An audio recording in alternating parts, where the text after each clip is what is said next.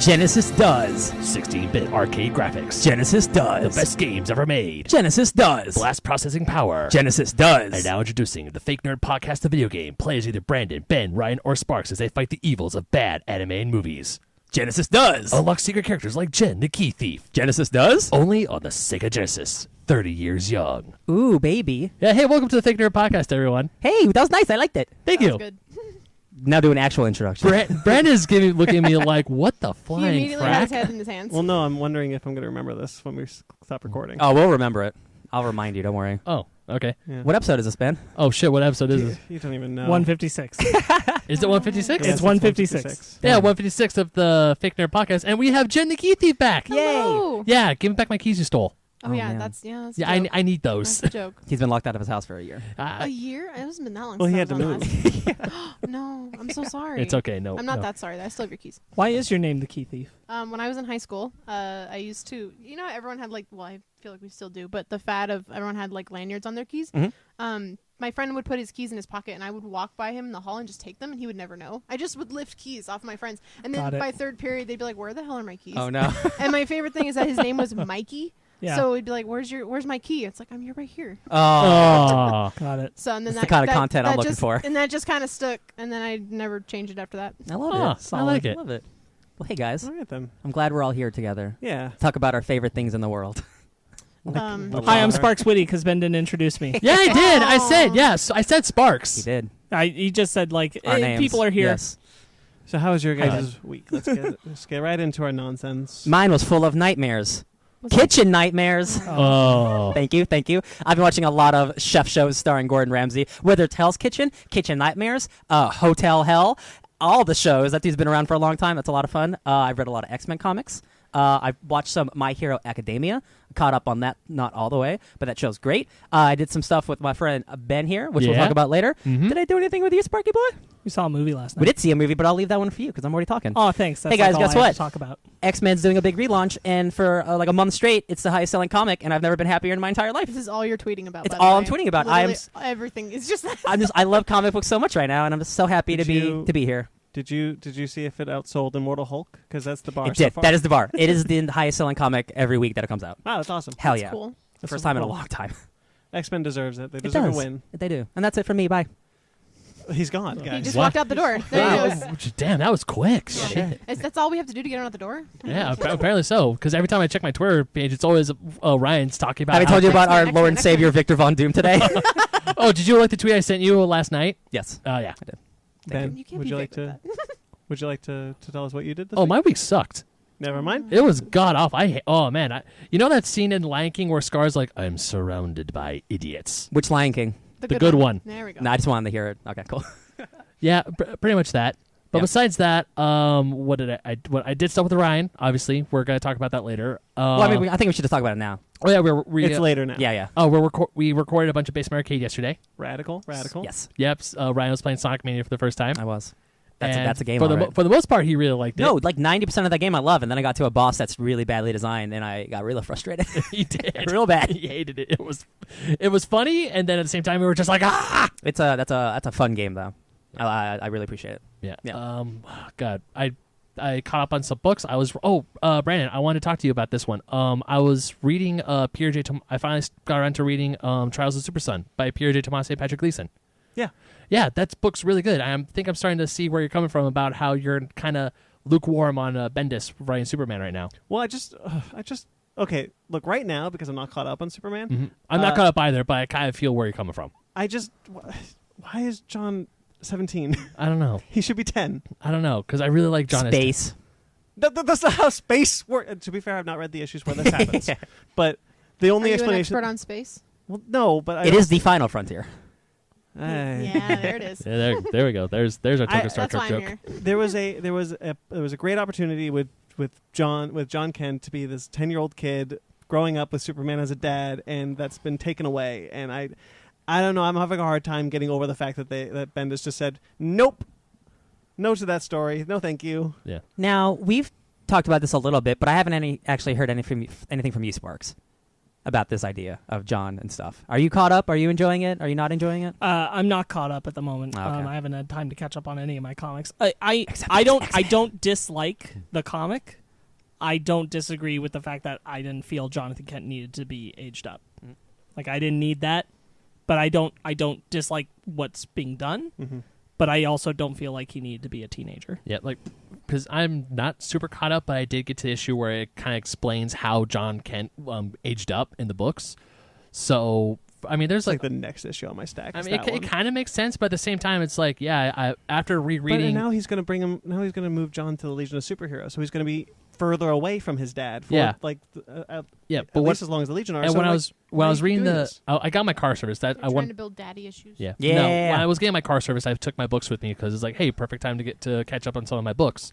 And as I was reading it, especially Volume 2 of Superman Rebirth, it has John and Superman go through all the stuff. Like they meet the Captain Storm of the Losers. Yeah.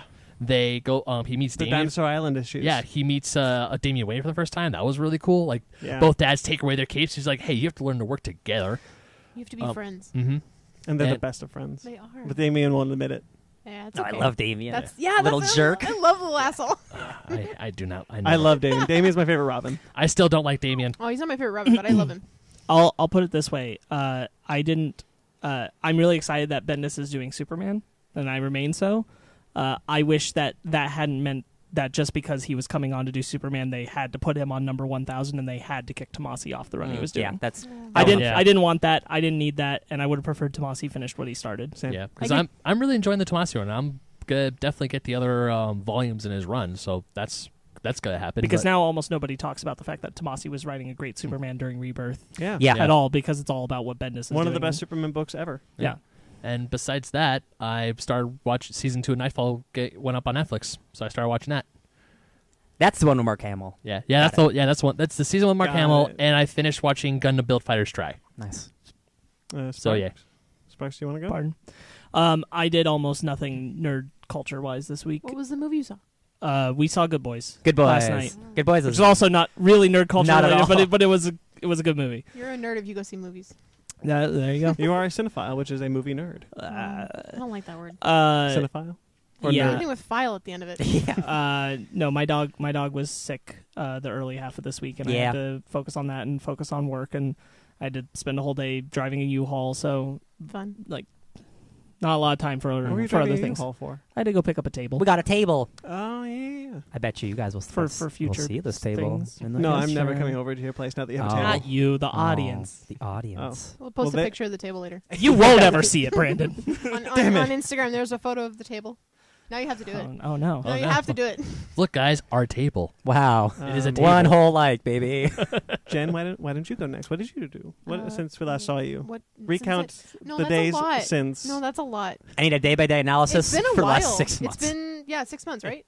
Since Yeah, we talked since, about Spider-Verse. Yeah, Spider-Verse. Oh, yeah, that was... Spider-Verse is still the best animated movie. The lowest And grossing it's- Spider-Man film ever. Yeah. But it's still the best Spider-Man movie. Hell yeah. Yes. No, nothing. I'm sorry, Spider-Man 3. You're just not as good. Spider-Man That's 3 the one you go to. That's I was looking at it. Someone, because there's been people like on Twitter like, why, Spider-Man Into the Spider-Verse is so slept on. But people are like, no, it's got all these acolytes, and yes, that's absolutely true.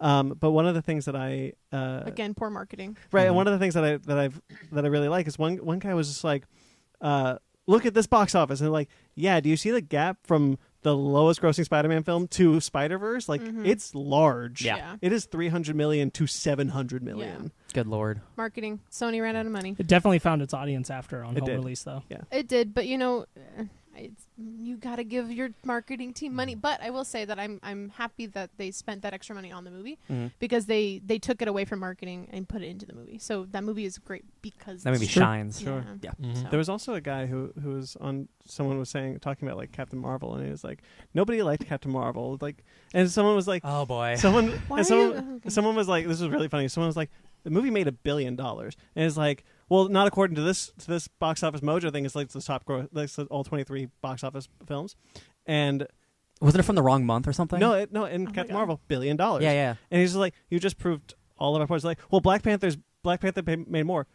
It's still $1 billion. Just because Yeah. I like pizza doesn't mean I don't like ice cream. Like, Yes. Right. hello? Yeah. Like, if this guy was trying to be like, well, but look at the Black Panther and made more. It's like, so what? I still It's- liked it. It's still $1 billion. It's $1 billion. It's like those people who try to say The Last Jedi was a financial failure. It wasn't. Since when was $1.5 billion a financial failure? See, this reminds me of video game stuff because when the newest Tomb Raider came out, like it only sold like 4 million copies, and Oh, that no. that was Only. that was a disaster for them because they needed to sell like 10 Yeah. million to make their money back. So Sure. I'm like, hey, maybe market it better. Maybe don't spend $1 billion on a game. Yeah. Just think about these things before you put it out.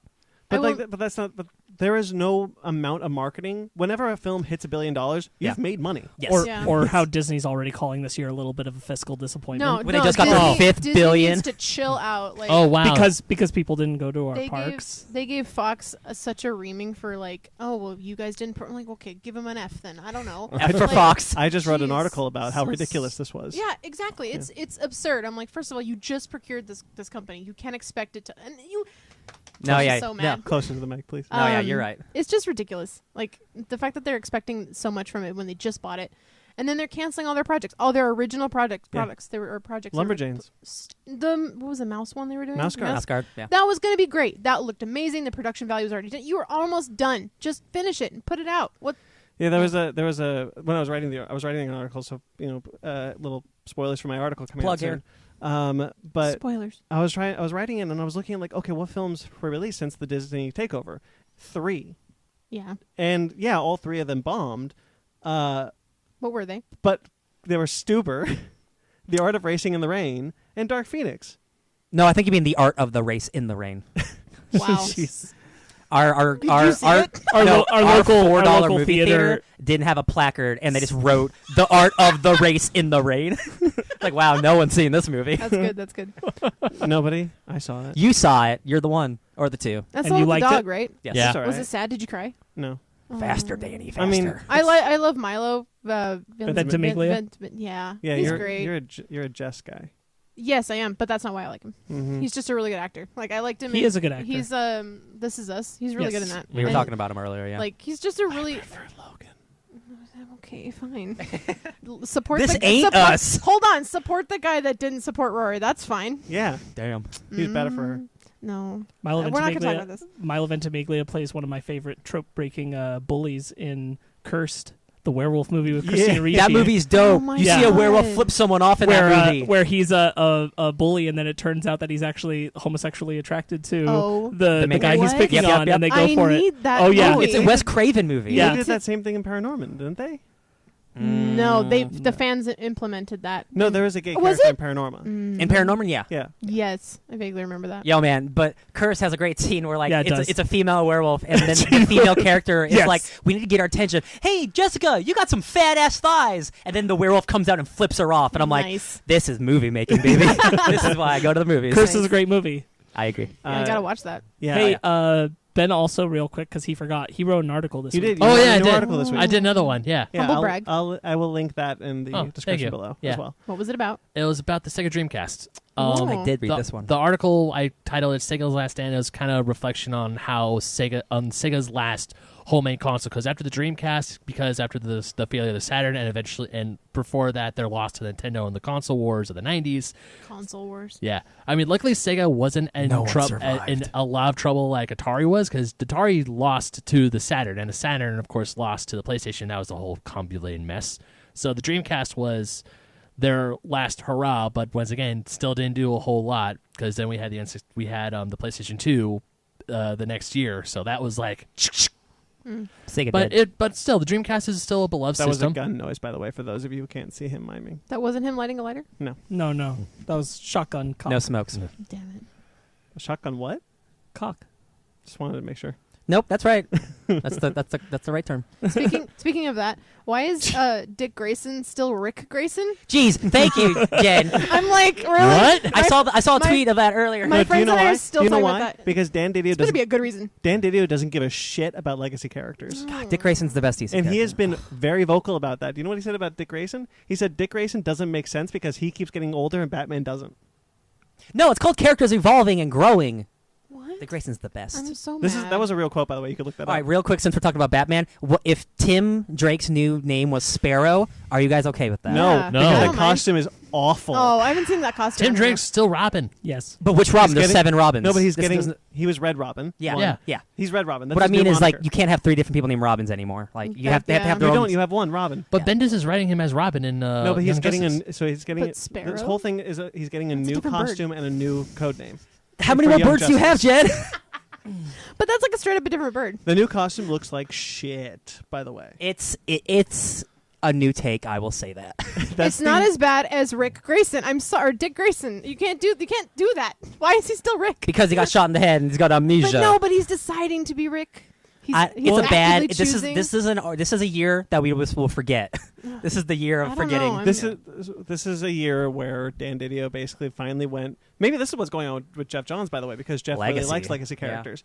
Like this is a year where Dan Didio just said, "I'm going to wipe out all the legacy characters, and you can't stop me." What is this? Marvel 3 years ago? Seriously. Jeez. But yeah, check out my article in the Sega Dreamcast. Yes. We Yeah, will link- I'm so I will- sorry. I didn't mean to do that. I It will was link his that fault. below. Also, Yeah, Sparks. How is it Sparks' I fault? said You cock. I couldn't help it. Yeah. Oh, Dick, cock, it all. Yeah. I like have to put an explicit tag again. No, we're saying names. So here are the rails. It's not explicit. No, anyway, so I So here are the rails. I and can we're say it on CBS. We're getting back on. We're getting back on the rails. I Old went to school see- video game. oldschoolgamermagazine.com. And again, I'll link that in the description below. Hell yeah. Let's see. I went to see The Art of Racing in the Rain, like I said. It was fine. Kevin Costner shouldn't be a dog. I just remember faster, Danny, faster. Denny. Denny. Oh, jeez. The bad guy from Ant-Man, the Hydra guy from Ant-Man, is in it. He plays Milo Ventimiglio's stepdad. Nice. And I kept expecting him to be evil, and guess what? He was. Not going to say. Spoilers. You can't bring that dog in the Careful. car. Aw. And it's fine. The dog doesn't die. Good. As I said on my Instagram stories where I post all the movies I see, I don't always get to choose the movies. Hey, man, that's okay. One That's for okay. you, one for them. You have to see bad movies to know that bad movies exist. It's true. Remind yourself. It was fine. Like Mhm. I don't feel like I wasted my time seeing. That's good. At least you didn't waste money like I did on Lion Well, I have King. AMC. A-list. Oh, we'll talk about it. I have AMC A-list. Oh, so you're even better off than I am. Yeah. Guys, remember what was it, Movie Pass? Oh, We They- talked. we Oh, talked You yeah. remember We that talked about era? it a week ago. That's an era. Yeah. What was the other film I went to see? Because I saw 2 this week.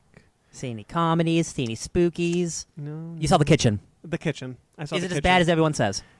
Look, it's really badly paced. That sucks. The Kitchen. What's it? Besides the Kitchen, what's it about? So it's a If- comic book. It's based off a comic book. It's with Melissa McCarthy, Tiffany Haddish, and Melissa McCarthy. Oh wait. Elizabeth Moss. Elizabeth Moss. There you thank go. Okay. And they play the wives of gangsters. In Oh Hell's yes, Kitchen. my friend saw this. He said it was poorly paced. Really poorly paced because it starts to end and then keeps going for another hour. Yeah. But other than that, like the cast is incredible. Melissa McCarthy is amazing. I'm loving this new take on her. Mhm. All of this movie talk reminded me of something. Brandon, did you see the trailer for Last Christmas? It's your Yes. favorite thing, Christmas movies, but with your favorite director, Paul Feig. Paul Feig. Oh no. Listen, guys, if I'm being 100% honest, I didn't hate that trailer. No, I didn't either. I was kind of like, I'm actually really You know into what? it. I kind of want to It's see not this. written by Paul Feig. Yeah. And if A Simple Plan is anything to go off of, if he's not writing, he's actually a I pretty just good want, really- writer. I just want really- Amelia Clark to be in something that I like. I really want that guy to That- play Namor. Did you guys see the Twitter thread for it though about like guessing what the ending was gonna be? Oh, does she die? Like the spoiler? Oh, Or not- God. It's not a spoiler. It's like people were like, okay, first of all, it's like a Hallmark movie. Yeah, First, 100%. first off. Sure. 100%. Which I was just talking about Hallmark movies the other day, and I was just like, this is a quintessential Hallmark movie. And they're like, is she a ghost? Is he a ghost? Oh, is he What's a ghost? happening? So they don't know. No. People are predicting. They're like literally have bets going like, who's dead in this movie? That's amazing. I don't think anybody will be. I think it's very much like a sincere. probably just- well, it's probably supposed to be a lot of what Emilia Clarke actually went through. Mhm. So I imagine that's why they're doing it. She went through that? Yes, she almost died while they were doing Game of Thrones because Oh. of stuff happening in her brain twice. Jesus. So I imagine that there's a lot Precious. of actual. Yeah. Stuff going I on also with want that. to like her in something because Yeah. everything I I've seen love her in, her. I do not like. I didn't like her in Terminator. Watch Game of Thrones. And then last season of Game of Thrones. Yeah. I don't know if I'm gonna The do first She's seven. not her fault. It's The not first her the fault. character is written Seven poorly, seasons. but it's Of not She-Hulk. her fault. You saw her in the interviews for the last season. She was preparing us. She was like, Dude, hey, everybody was. you guys, be careful. It. Best season ever. Oh, Yeah. no. I finished 3 Below. the Tales of Arcadia season. Oh, okay. Jen, have you seen Tales of Arcadia? No. It's Del Toro's Wait, animated yes, series. I have. Okay, so I've only seen the first series. Troll Hunters. Yeah. Yeah. Oh man, yeah, I like that a lot. So you got to watch Three Below. Okay, yeah, is it out? Yeah. Hell yeah. It's I'm only there. it's only 26 episodes. I got you. It's excellent. I'm there. Finally finished part 2 of Three Story's Below. very impressive. Yeah, I love it. This one's the alien one. Del Toro shows up as a voice actor in the show, and it's really funny. I love it. That's awesome. Yeah, and there's a lot more connections in this season than to Troll Hunters, and there was in the last one. Like Arg shows up, and that got me really Precious. excited. And then they tease Wizards, which is the next series. Ooh, If you don't know, there's going to be a third series. that's Guillermo del Toro doing what he loves, which is what I love. World I'm building. like, yeah, and like I love him. He's never questions who he is. He never goes against his like what he believes is true to be his morals of movie making or media making in general. And I don't know. I have deep respect for that guy. Follow him on Twitter. He's hilarious. He decided to be like, oh no, my favorite person ever, Anton Yelchin, has died, and I can't finish Troll Hunters how I wanted it to. Yep. How about I throw in aliens and make a larger plot line? Hell yeah. And then Wizards. Cool. Yep. And I love that guy. Yeah, Three Below is really good. So for everyone, like, you guys should watch that. Yeah. And I think that's it. Pretty sure that. Oh, I did a lot of writing. I wrote a new article that should be up in a couple days. Super duper. I am now 6 chapters started on one book, 3 in the other. And then I got 2 episodes of Miscellaneous ready to go. Heck yeah. For when we get that going again. So little teases for you guys. Good to go. I love it. It's going to be a long wait to Miscellaneous, folks. I'm going to tell you that right now. Aw, We have decided to record the entire season before we put it out this time. that's a lot, Well, it's only going to be 13 episodes. but still. 12 episodes, right? I don't know. How long are each episode? I don't know yet. We'll see. All right, good luck. All right, that's Right. all. That's all I Did got. Absolute Carnage come out this week or last week? Last week. Okay. Yeah. Still thinking about it. It was Although cool. to be fair, I don't remember what we talked about last week. So No, yeah. We didn't talk about Absolute Carnage. we didn't. No. I haven't read it It's just yet. a great first issue to an event. It's like Yeah. really cool. Yeah, I went to a weed shop for the first time ever. Ooh. You're a whole new man. I've been having really bad anxiety, so Brand new you. I'll tell the story on the show. I don't care. I was taking my girlfriend's like CBD gummies, and I realized, well, made me very relaxed when I was with my friends, and so I was anxious. I'm sure you guys noticed the fact that I was laying down for the last couple times we've been doing the show. I'm now noticing. Yes. But then I realized, the last 2 shows are a haze to me. I don't remember what the hell we talked about. It wasn't you. It was your alter Well, that's why we ego. record it. You can listen to it later. Now you can enjoy it There's upon a reason we revisitation. record. That's why I never remember what we talk about. I don't need to. Well, as far as I know, I think Ben's the only one who actually listens to this show. It kills time when I'm at work. It makes It's a time killer. it makes the 2 hours that I'm waiting between my break and my lunch go by so much quicker. And then, so I went to a weed shop and got some new ones. I'm at lower dosage, so I'm testing them out. But Nice. So we'll see. Hey, I like weed now, guys. I guess. Hey man, That's self-care. Congratulations. Hey, self-care is important. It It's is. not just being able to be like, hey, I'm smoking a joint. Like it's self-care. It's Yeah. helping. Yeah. Good for you. Should we get into our bread and butter then? Oh, yeah. Yeah. Let's roll it up, baby. And here's your bread. And your butter. Okay, not in my ear, thank you. All right, then to get started, we've got some bad news up top. I'm sorry. Oh to say. yes. Peter Fonda passed away this week. Oh yeah. I was actually surprised you were putting it here. Yeah, I mean, Peter Fonda is a very influential Yeah. figure. Yeah. So I figured we had to. Like he passed away this week at the age of 79 due to lung cancer, complications from lung cancer, I should say. It is, we lost a legend Yeah. Has anyone here seen Easy Rider? Yes. Yes. a long time ago. Okay. Yeah. Have you seen it, Jen? No, I have not. That's but fine. it reminded me of someone else who died this week that I don't know is on your list. Probably not. This is it. Richard Williams. He was He was an animator, right? he was or- the king of animation in Yeah. terms of like that's the book, the animation survival guide. Every animator's got that book. Oh, interesting. He was a God bless him. He's a cranky old man, but he loved animation. He did The Thief and the Cobbler, which is Oh, the- you know what? I did see this. was the original rendition of Aladdin, and then Disney was like, "I'm gonna do that," and then they did that. Never got finished. There was a really interesting release of it about 10 years ago, where they finally released the director's cut, which was like ridiculously long. Amazing animation, super fluid. And then he also did Who Framed Roger Rabbit, which Yeah. Yeah. honestly, if you haven't Oh. seen that movie, you need to see it. Yeah. So a legend. We lost a legend. Yeah, again. he 2 definitely legends. 86. I'm not sure the circumstance of which he died, but All the animators that I know were Yeah. quite hit with that. Yeah. And all that. And for those of you who don't know, like we said, Peter Fonda was from Easy Rider. Yeah. I know him from Cannonball Run, and he was in the Westworld sequel movie called Future World, which is not good.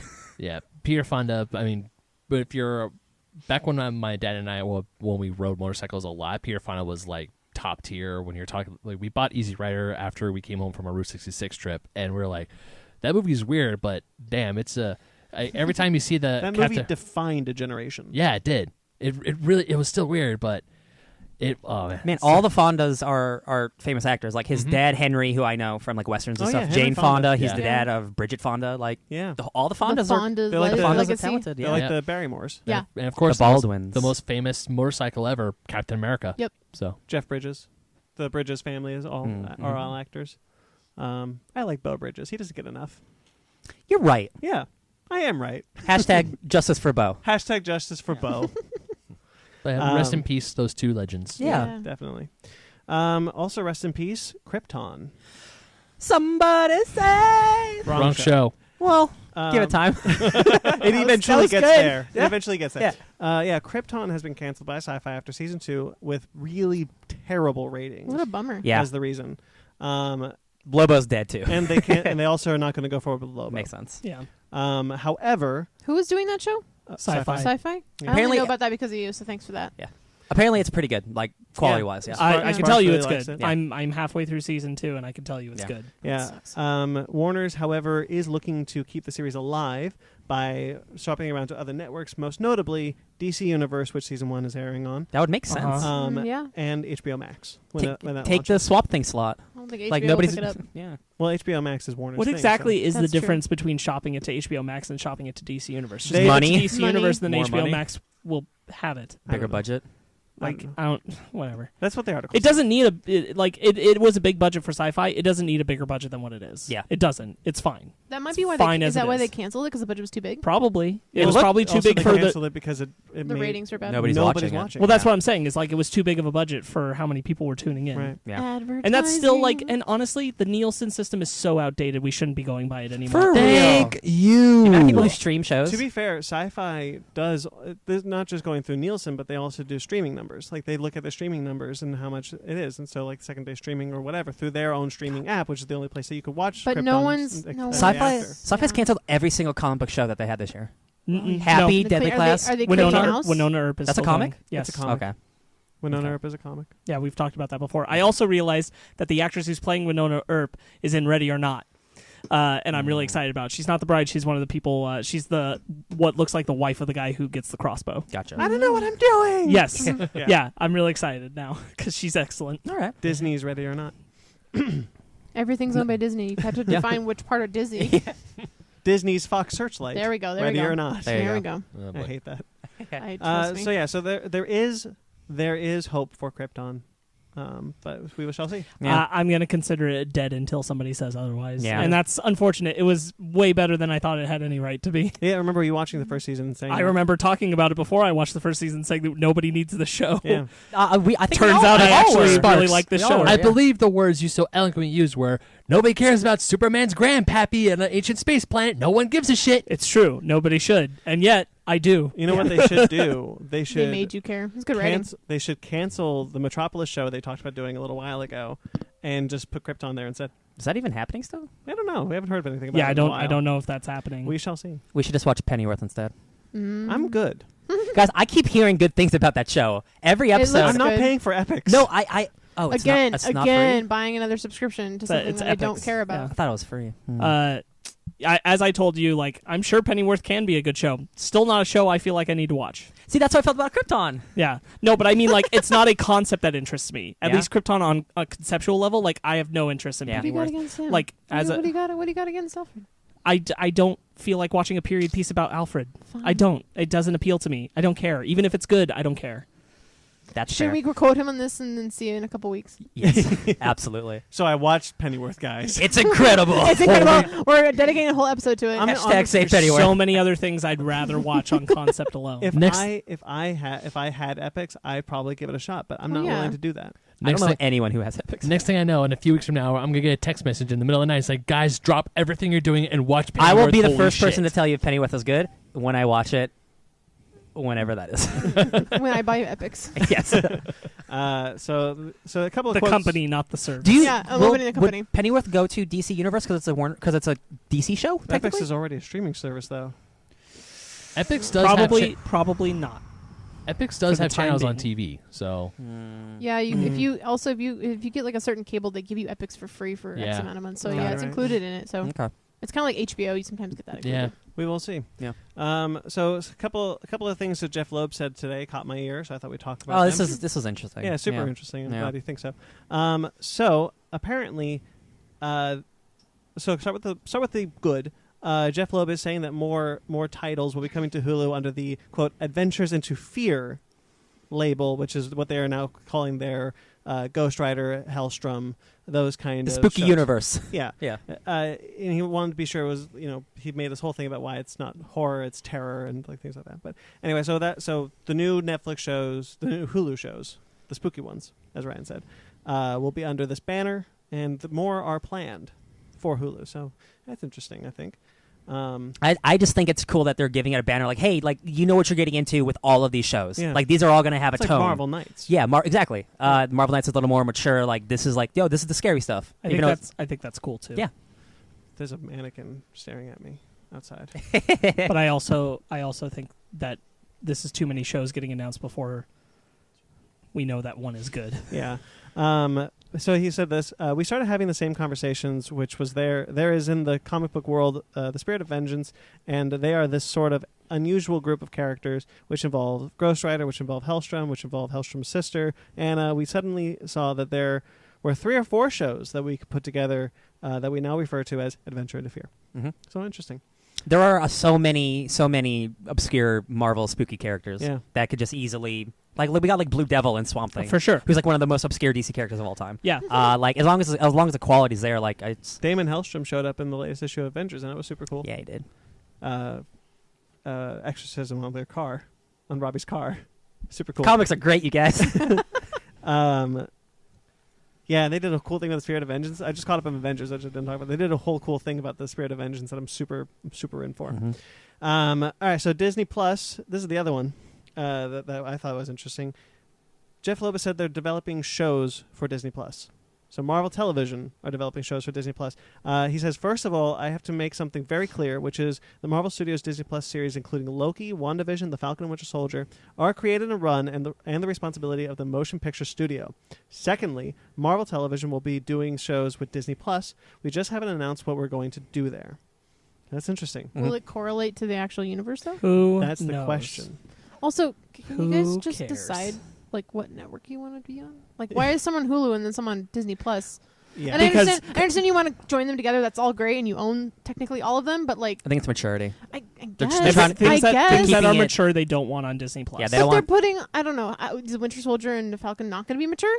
It'll be as mature as the film. Well, as It'll the be as MCU. mature as But the that's what I'm movies would getting be. at. Like, Yeah. are you really going to do like really gritty shit on Hulu? That's what they'd Well, want yeah, us they've to got the believe with Offenders. Ghost Rider. They have I the guess. Offenders going to Netflix, and those are super like To Netflix? Hulu. Sorry. I'm like, wait Yeah. a minute. Yeah, Yeah. to Hulu. Hold on. It They is. had Yeah. the MODOK series and everything else. the Howard the Duck series. Yeah. Mhm. It's just so many shows. It's a shit ton of shows that aren't directly under Marvel Studios. Well, yeah. So that's the weird thing. So Marvel Television and Marvel Studios don't really have a relationship. Like I don't think that's unfair to say. But No. but Shield was connected, wasn't it? Well, so Tangentially, yes. That's the problem. So Jeff You Loeb. set this up, and now you're not following through. Well, yeah. But because they set it up when Ike Perlmutter still owned both, and then Marvel Studios is now not under Ike. It's under Disney. Yeah. So because messy. I think that's where that split I happened. hate politics. Well, yeah, and I don't think Kevin Feige was ever like in love with the Marvel shows that Jeff Loeb was No. doing, but he accepted them as part of the universe. And I think this Disney Plus series, was Kevin Feige's way of saying like we're doing our own thing, that these will be connected. These are under Disney Studios. Whereas now Jeff Loeb is saying, I think much like you were alluding to, this could confuse the audience. This Yeah. reminds me of Sony's Spider-Man universe. Yeah. Where like Mhm. some people who aren't in the know think like, oh, this is tied to the MCU.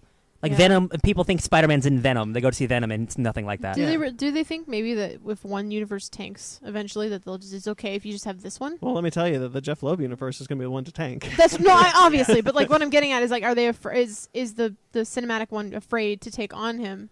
Just to say, like, what if this fails? I think they just want to get Because Jeff Loeb wants them to be connected. He's been Yeah. championing that the whole time. But Yeah. does the other side want that?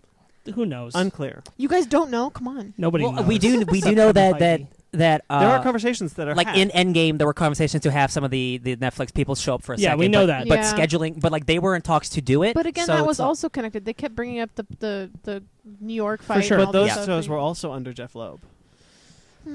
So it's messy. I'll put it- yeah. I'm gonna be real. on the I'm so topic- fatigued by On the all topic this. of this news thing, I think it's just if it's going on Disney Plus and it's Marvel Television, it should be connected to Yeah. the MCU. 100%. If you're going to have it on the Disney Plus brand umbrella, anything that's Marvel related like that on there should be connected, or it shouldn't be on there. Just put it on Hulu. Cloak and Dagger's on Hulu. If you're not moving that over to Disney Plus, then I agree. why are we bothering? Yeah, I they, agree. If it's Marvel Television and it's only Marvel Television and you were not explicitly connecting to the cinematic universe, don't put it on Disney Plus. That makes sense. I wholeheartedly agree with that. words of wisdom. So speaking of more Marvel Television, one more quote from him. Mhm. If the Marvel heroes are here to save the universe, the Marvel street level heroes, the Marvel Knights, often they are just to save themselves, to save the neighborhood. Some of these appeared on Netflix, but there are others that live in that category which are still to come. So it looks like, while they may not be on Netflix, there are going to be seeing more street So there level was, heroes. I don't know if it's in its article or it came out around it, but once S.H.I.E.L.D's done, they're still going to talk about doing another ABC show. And they're saying they're going to be female-centric. A lot of people think it's She-Hulk. And making it a procedural law. Here's the problem. It's a lot. It's pretty easy to do. Here's the problem, yeah. though. I actually don't think ABC wants a Marvel TV show. Yeah. They keep canceling all the ones that are in development. Well, because the quality isn't always there. right, but I No. don't think ABC. I think ABC has to carry some of these, but I think they still have final say of what Yeah. they keep going with. Yeah. Is that to be said that the and Netflix shows that were canceled are dead in the water? Like they're not touching those ever again? They're They're dead. dead. They're The dead. The thing For all is, intents the and thing purposes. is, for the moment, they can't be touched. Those iterations of those 'Cause characters yeah. for another year and a half Yeah. Rip. because of contracts. So Yeah. Netflix made the decision to cancel them, which ended their contract. So ABC. So sad. Now, Jeff Loeb no when longer Netflix has- loses its contract, I imagine that those shows will reappear on Hulu, and then we'll go As, from like, there. I mean, reruns? I mean, like those shows that we already have, all those episodes won't be on Netflix anymore. They will then be on Hulu. But that's crazy Well, though, no- because it's yeah. owned by Netflix. Yes, exactly. That's what I was saying. So this would be an interesting example of something that I don't think we've seen yet. Yeah. Which is a potential Netflix produced show, bought and paid for, showing up on a different service, and I'd be very curious to what that looks like. Would they do that? It'll look like Disney buying a lot of money and that's the question moving about it. Because that's them losing money. right, and that's the question about Gilmore Girls: A Year in the Life. Yeah. Like when Gilmore Girls: A Year in the Life, when HBO Max starts, Gilmore Girls is going on HBO Max, but Gilmore Girls: A Year in the Life has to be on Netflix because it's Netflix It's so produced. crazy to me still. Unless there's a contract in place that they lose the rights to to their produced shows that allows them to get moved. Like who knows? There's a serial killer Don't wall know. out there somewhere to connecting all the red lines to all these things. That, Yes. this belongs to this person, and it's All the different streaming services. It's so It's in my annoying. closet. Yeah, You it's wanna see I it? want to see it because Yeah. like this is I want to make sense of this. I feel like I'm trying to sift through Imagine like the business people have to deal with this. Like they're just like they the, wake up and they're like, pissed. "F my life." Because honestly, they're not invested. I guarantee you, they don't give a shit. Like they're just like, it's I just don't pieces know. of paper to Maybe. them. Yeah. Mm. For me, I've reached a point where like animated MODOK and Howard the Duck, cool, neat. Anything you're doing live action at this point, I'm like connected to the MCU or don't do it. I don't need all this extra Marvel stuff Content, that I have to keep track of. It's already sounds like the fact that we've got like 6 shows we've already had announced coming to Hulu, and then they're saying, oh, we're announcing more for Hulu and more for Disney Plus, and then I've still got to keep up with the MCU. No, thank you. That's too Yeah. much. I mean, this is why I came up with the theory. Of, And if Moon Knight gets a bad Don't Hulu, even say his name. yeah, if he Yeah, gets a why? bad Hulu show and that stops him from getting a movie, just like what happened with Inhumans, Mhm. I'm upset. Yeah. I was hoping they would announce him at the. well, Inhumans didn't go for it because Ike decided to move it to TV. I'm aware. That's what I'm saying. No, If we're saying, Moon but now Knight we're never got gonna a get- Hulu show, Yeah. and that meant he didn't get a movie, and that Hulu show sucked. Mm-hmm. I'd be upset. The character of Yeah. Black Bolt is dead for at least like 10 years. Yeah. Like he's not showing up anywhere. well, they did that with Spider-Man, so maybe they'll bring him back. You know what? That's I really it's won't. true. You can hope. I can hope. I want Moon Knight. Yeah. No, but I want Moon Knight done right. Yeah. I don't want Moon Knight done like Sparks said. I don't know. That's not what I want. Yeah, and I totally agree. Like, this is why I have the theory to keep my head straight of the MCU which is all the TV shows exist in this branch reality. I mean, you're fine with that, but up to that point, I don't feel like it was unmanageable. Yeah. This is becoming unmanageable. Yeah. Well, I think also they kind of shot themselves in the foot when they decided that they were going to bring all of the cinematic universes to shows now. So having Winter Soldier, having Wanda, having all that, you're crossing boundaries now, and you're DC Plus or not DC, Disney Plus is not movies. You're not going to the theater to see them. Although Netflix is breaking that boundary because they're having their movies be more like movies you see at theaters. But because they decided they won an Oscar. Well, yeah, that too. But in and of itself, it's confusing when you do that because then you have content coming from Hulu and those places. Where does it lie? What category do you guys put it in? And for like as we know, like the MCU Disney Plus shows, they're just going to be really long movies, basically. Yeah. Like it's Marvel Studios making these TV shows. So it's going to look like an MCU movie. Which really is more like limited series. We've seen things like this before where some network like HBO or something does just a limited series. And Well, it's they're just doing this that with The and bam. Mandalorian. It's, Right. It's the same thing. And I mean, like, and I prefer that Yeah. tactic, Well, that's because they're frankly. not doing. I mean, granted, they're doing animated stuff too, which is cool, but they're keeping it clean. I'll give Star Wars whatever Star Wars is. I know it's under Disney, but I would rather have Moon Knight be announced for a 13 episode single series that can also eventually have him in a film in the MCU in the same vein than of a Wanda and 4-season television show produced on Hulu. stuff. Yeah. Totally agree with that. Mhm. All right, speaking of Disney Plus, Oh. Star Wars news. Oh. Give it to me. Ewan McGregor is confirmed by Deadline to Yeah. be in talks. Now, mind you, this is still talks. Uh-huh. But you know what is this means, guys. to be in talks for a Disney Plus Obi-Wan series. What's this? Good for D23 him. is in less than a week? Oh my goodness. Could something like that be announced there? Oh, Probably. Sparks, yeah. Absolutely, absolutely. Oh, I'm so excited. Yeah, this is the. We know some things that we were told by a friend about the Obi-Wan movie that was going to be a thing, but now we now seeing that this series is possibly moving forward. Ewan McGregor has shown interest; he wants to come back, so I cannot imagine these talks fall through. This is very exciting. Yes. I want Sam Jackson back as armless Mace Windu, who can still use the Force. 100% that. And he holds lightsabers. But with I the mean, I Force. still want this. I still want the show with Obi-Wan. But My saying. only thing is that I was always upset that now we can't see a live action version of the end of Darth Maul Yeah. Oh. Yeah, that is true. because of Rebels. Yeah. But I That's like his okay ending. though. in His Rebels. ending was Rebels. great. Yeah, his ending was His pretty ending great. was great. Still counts, yeah. it would have been so much better if it would have been live action. What do you got against animation? I've got that. I would have rather seen Ewan McGregor actually act that moment in this instance. Yeah, I'll give you that. But the animation was great. It was. They did a phenomenal moment was job. great. Moment was great. Yeah. Toning was great. Everything was great. So yeah, I hope that they use some of that script from that old movie for this because I'd really like to see that story play out. But I'm Probably won't.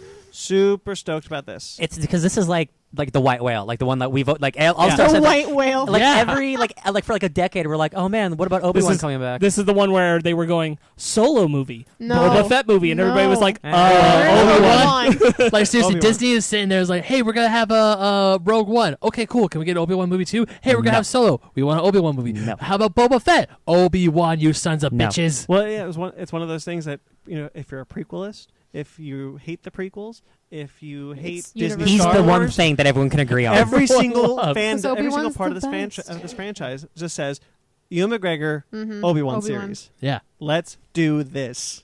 It's really cool. Not to mention, Ewan McGregor is just a really good actor, so I think Yes. that had Yeah. a lot to do with it. Is we just wanted him back. Mhm. I just Yeah. want to see him in another movie. with Yes, Star I want to see Wars. him succeed. I'm not gonna lie, Yeah. Brandon. I saw the thing come up how he was in talks to play Obi-Wan again on Facebook, and of course I'm thinking, there's no effing way. Because we've heard this 100 times. Yeah, we Yeah. have, but there's like all But those like Deadline fake. but Deadline was able to confirm. this Yeah, is and they're happening. like, it's confirmed now, and it's popped out of everything. Oh my god, this could actually happen. But of course, I'm waiting for that official thing for D23. Just wait a which week, is baby. most likely is going to happen. It's most likely Yeah. what we saw with Taika Waititi being announced for Thor: Love and Thunder Who- before the announcement. This is the entire Oh, yeah. like everything was announced right before Comic-Con. Like, Yeah. oh, this actor, this actor, this actor. because you start hearing because the leaks start coming out and people start Mhm. trying to jump on that. Well, whereas- also I think they want to get people to pay attention Yeah. because I think what happened, what you guys mentioned in the podcast, is that things kind of steal the thunder.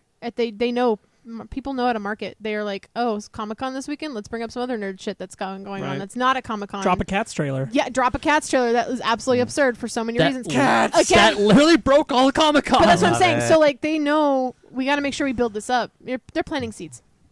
Mhm. Yeah, I've always been excited for more Obi-Wan. As you know, I'm Good a for Ian prequelist, McGregor so- though. Yeah. Oh yeah. Good for him. Yeah. He knew.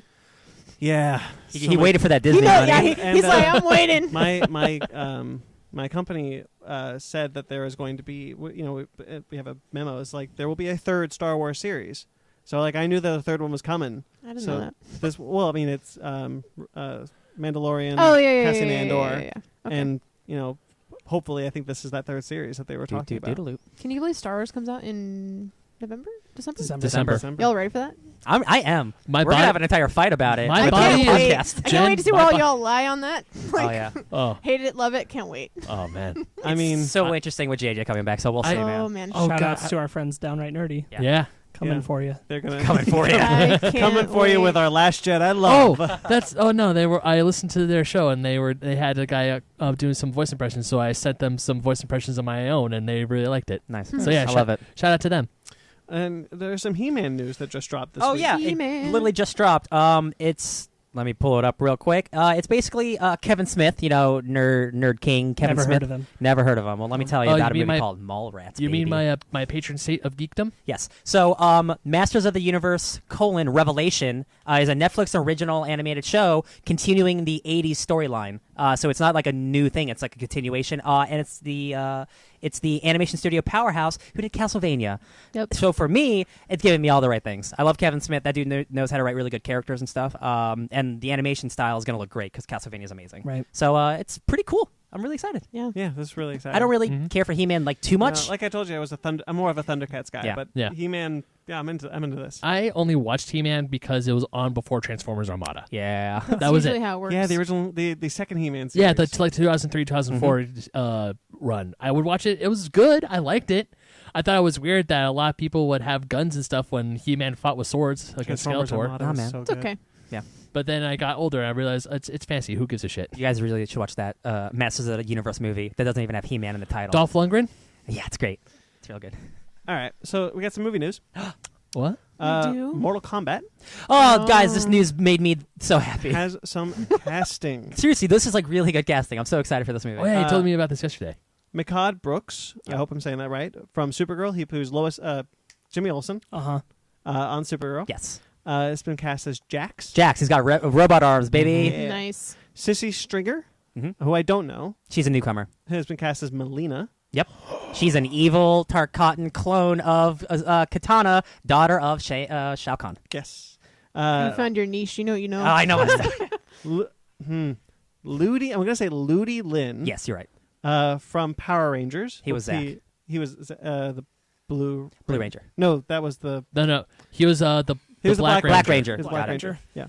He was also in Aquaman for 3 minutes. Yeah. He was? He was the guy. He was the Aquaman soldier who had to go into the toilet bowl to get water after his mask broke. That's funny. Oh. He was literally in the movie for a second. Good for him. Yes. So he's been cast as Liu Kang. Yes. Hell yeah. He's Um, Liu Kang? Yeah. Yeah. Good. Oh yes. And Christopher Lambert is returning as Raiden. Really? No. Damn it! You really got him. Ben, I even told you who he was yesterday. You really got him there. Man. Wow. That'd be like that's Damn. James Earl Jones casting right there, Aw, baby. You've upset him. Who is it? Oh. It's the fucking gullible on the ceiling thing all over again. Hey, man. Oh, Damn it. no. I'm just saying it's not written up there. Okay. I'm sorry.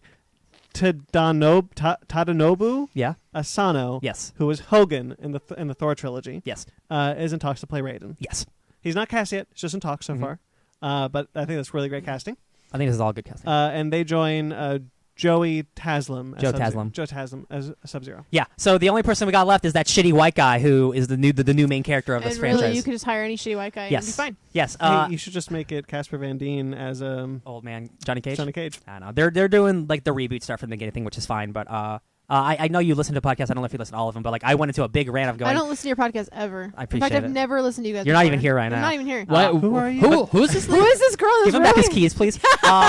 But like Mortal Kombat is known for this amazing diverse cast, and the Yeah. first bit of news about this new movie is that they're casting a new white character, not even an old Mortal Kombat white character, a brand new white character with his daughter. And I'm like, wow, way to just like pull all the Oh, the cool. reason why you do this. Yeah, it's like it's Yeah. so bad. Why not just cast Johnny Cage as your main character? Why get a new guy? Yeah. And they haven't casted him yet, so I'm waiting for like And Liu Kang should be the main character. It should be. If you're gonna Yeah. do Mortal Kombat, yeah. Yeah, it's Liu Kang. But what are you gonna do? Who do you want to see? Who else? Like, They already got Melina, who was Who's? I'm sorry to interrupt you. Who's doing this studio?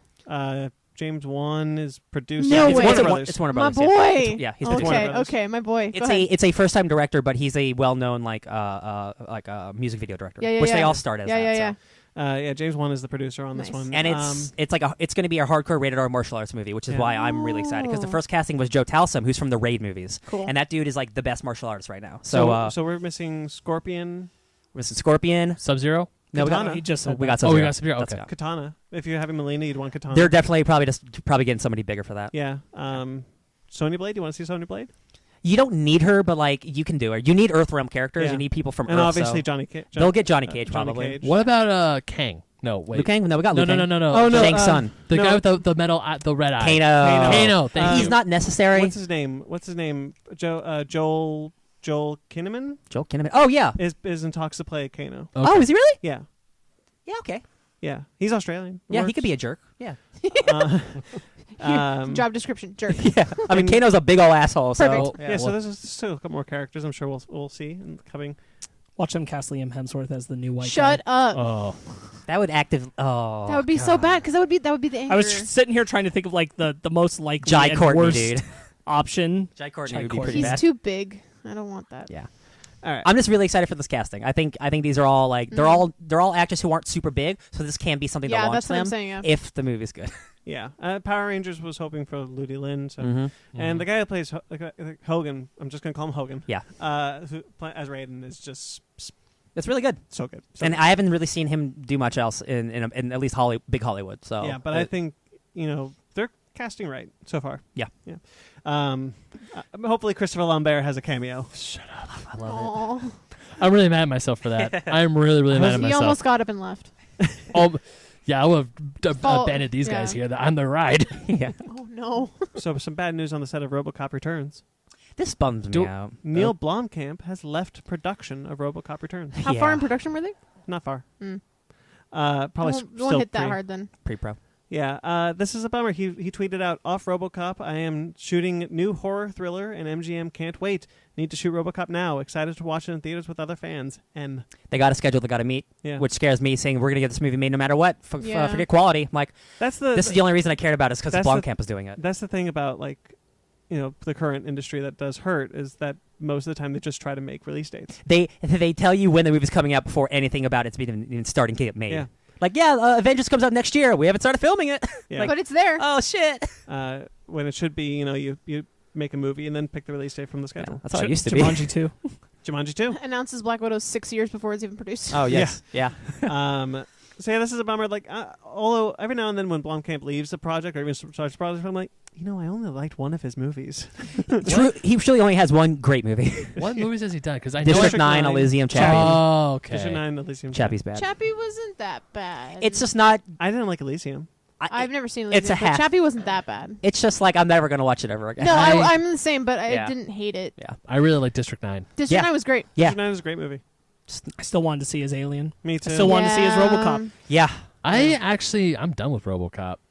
I still wanted to see his Halo. Yeah. Oh. I mean, he directed some of those commercials, right? Yeah, It'll because he was it'll going to happen. make a He dir- movie. yeah, No, he the Halo directed- TV show's coming out. I wonder because this is kind of a track record when he has like big franchise things. Yeah. If He he just just leaves. takes too long. Maybe. He directed the Halo 3 ODST trailers, didn't he? Yes, because he was on There's a dock proof to of make concept that he the did. film Man, those trailers were great. for Halo, Yeah, and dude. then that was pulled, and then it was Alien, and that didn't So happen. yeah, maybe just that he takes too long. Yeah. That's Yeah. part. That could be part Yeah. of it. I mean, you can also go to they scrapped that Halo film regardless of him. That's true. You can also go to the fact that Ridley Scott said no The to Alien. the Ridley's Alien like, movie. That's mine. Probably. But still, like they spend a lot of years with like Blomkamp talking And the up this thing stuff, is, and If it's like anyone's going to run the Alien franchise into the ground, it'll be me. yeah. it's definitely Hey, been like Halo. Alien's great. It's definitely been Yeah. like Halo and Alien at least 5 years of him talking about all Yeah. that he wanted to do with it, and them not letting him. And the thing is, like, And it I not coming to really fruition. like the first two RoboCop movies, but like that's not a franchise people are clamoring for like an Alien. I'm gonna be real. I've never even seen RoboCop. That's so- fine. Like they're Yeah, fun, yeah. satirical. Like it's Paul Verhoeven did Starship But- Troopers and stuff. Like But it's great. a thing like RoboCop, like think if they never made like shitty like 6 sequels. The Joel to Terminator. Kinnaman RoboCop movie that came out that was No, also like, bad. Like pretend they didn't make like 6 sequels to Terminator. Yeah. And Dark Fate was the next Terminator film after 2. Like Yes. that would be the most exciting thing to ever happen. I think RoboCop Returns would have been a similar type of thing. Yes, and it's like you don't need your RoboCop movie to come out in a summer release No, date. you Like, don't. no one cares. Show me to make a good movie it's first. an R-rated blockbuster. Yeah. Yeah. Okay. I like RoboCop. It's cool. All right. Some comics news. Remember that remake they had? I just talked about it. My man is bad. Yeah. Ben tuned out for a moment. No, it's fine. At least they tried something new. Yeah, let's make Still them a- black. Kids love the black design, the sleek design. Let's turn them into a Still transformer. a Nothing was good. remake, Yes. though. It's not that You can new. do things good with You remakes. Look, We'll talk about it. there's a lot of concepts coming out that people are saying no to those scripts and saying let's reboot this old system. Come on. no, absolutely. But yeah, so I think that's where at least I stand. I But think- I've never seen it, so I wouldn't know. I think remakes, as I've always said, should come from a creative place. Yeah, Not I a want to do financial this. place. Mhm. Yeah, Like I want to remake the Neverending Story because I have a creative idea for the it. never-ending story.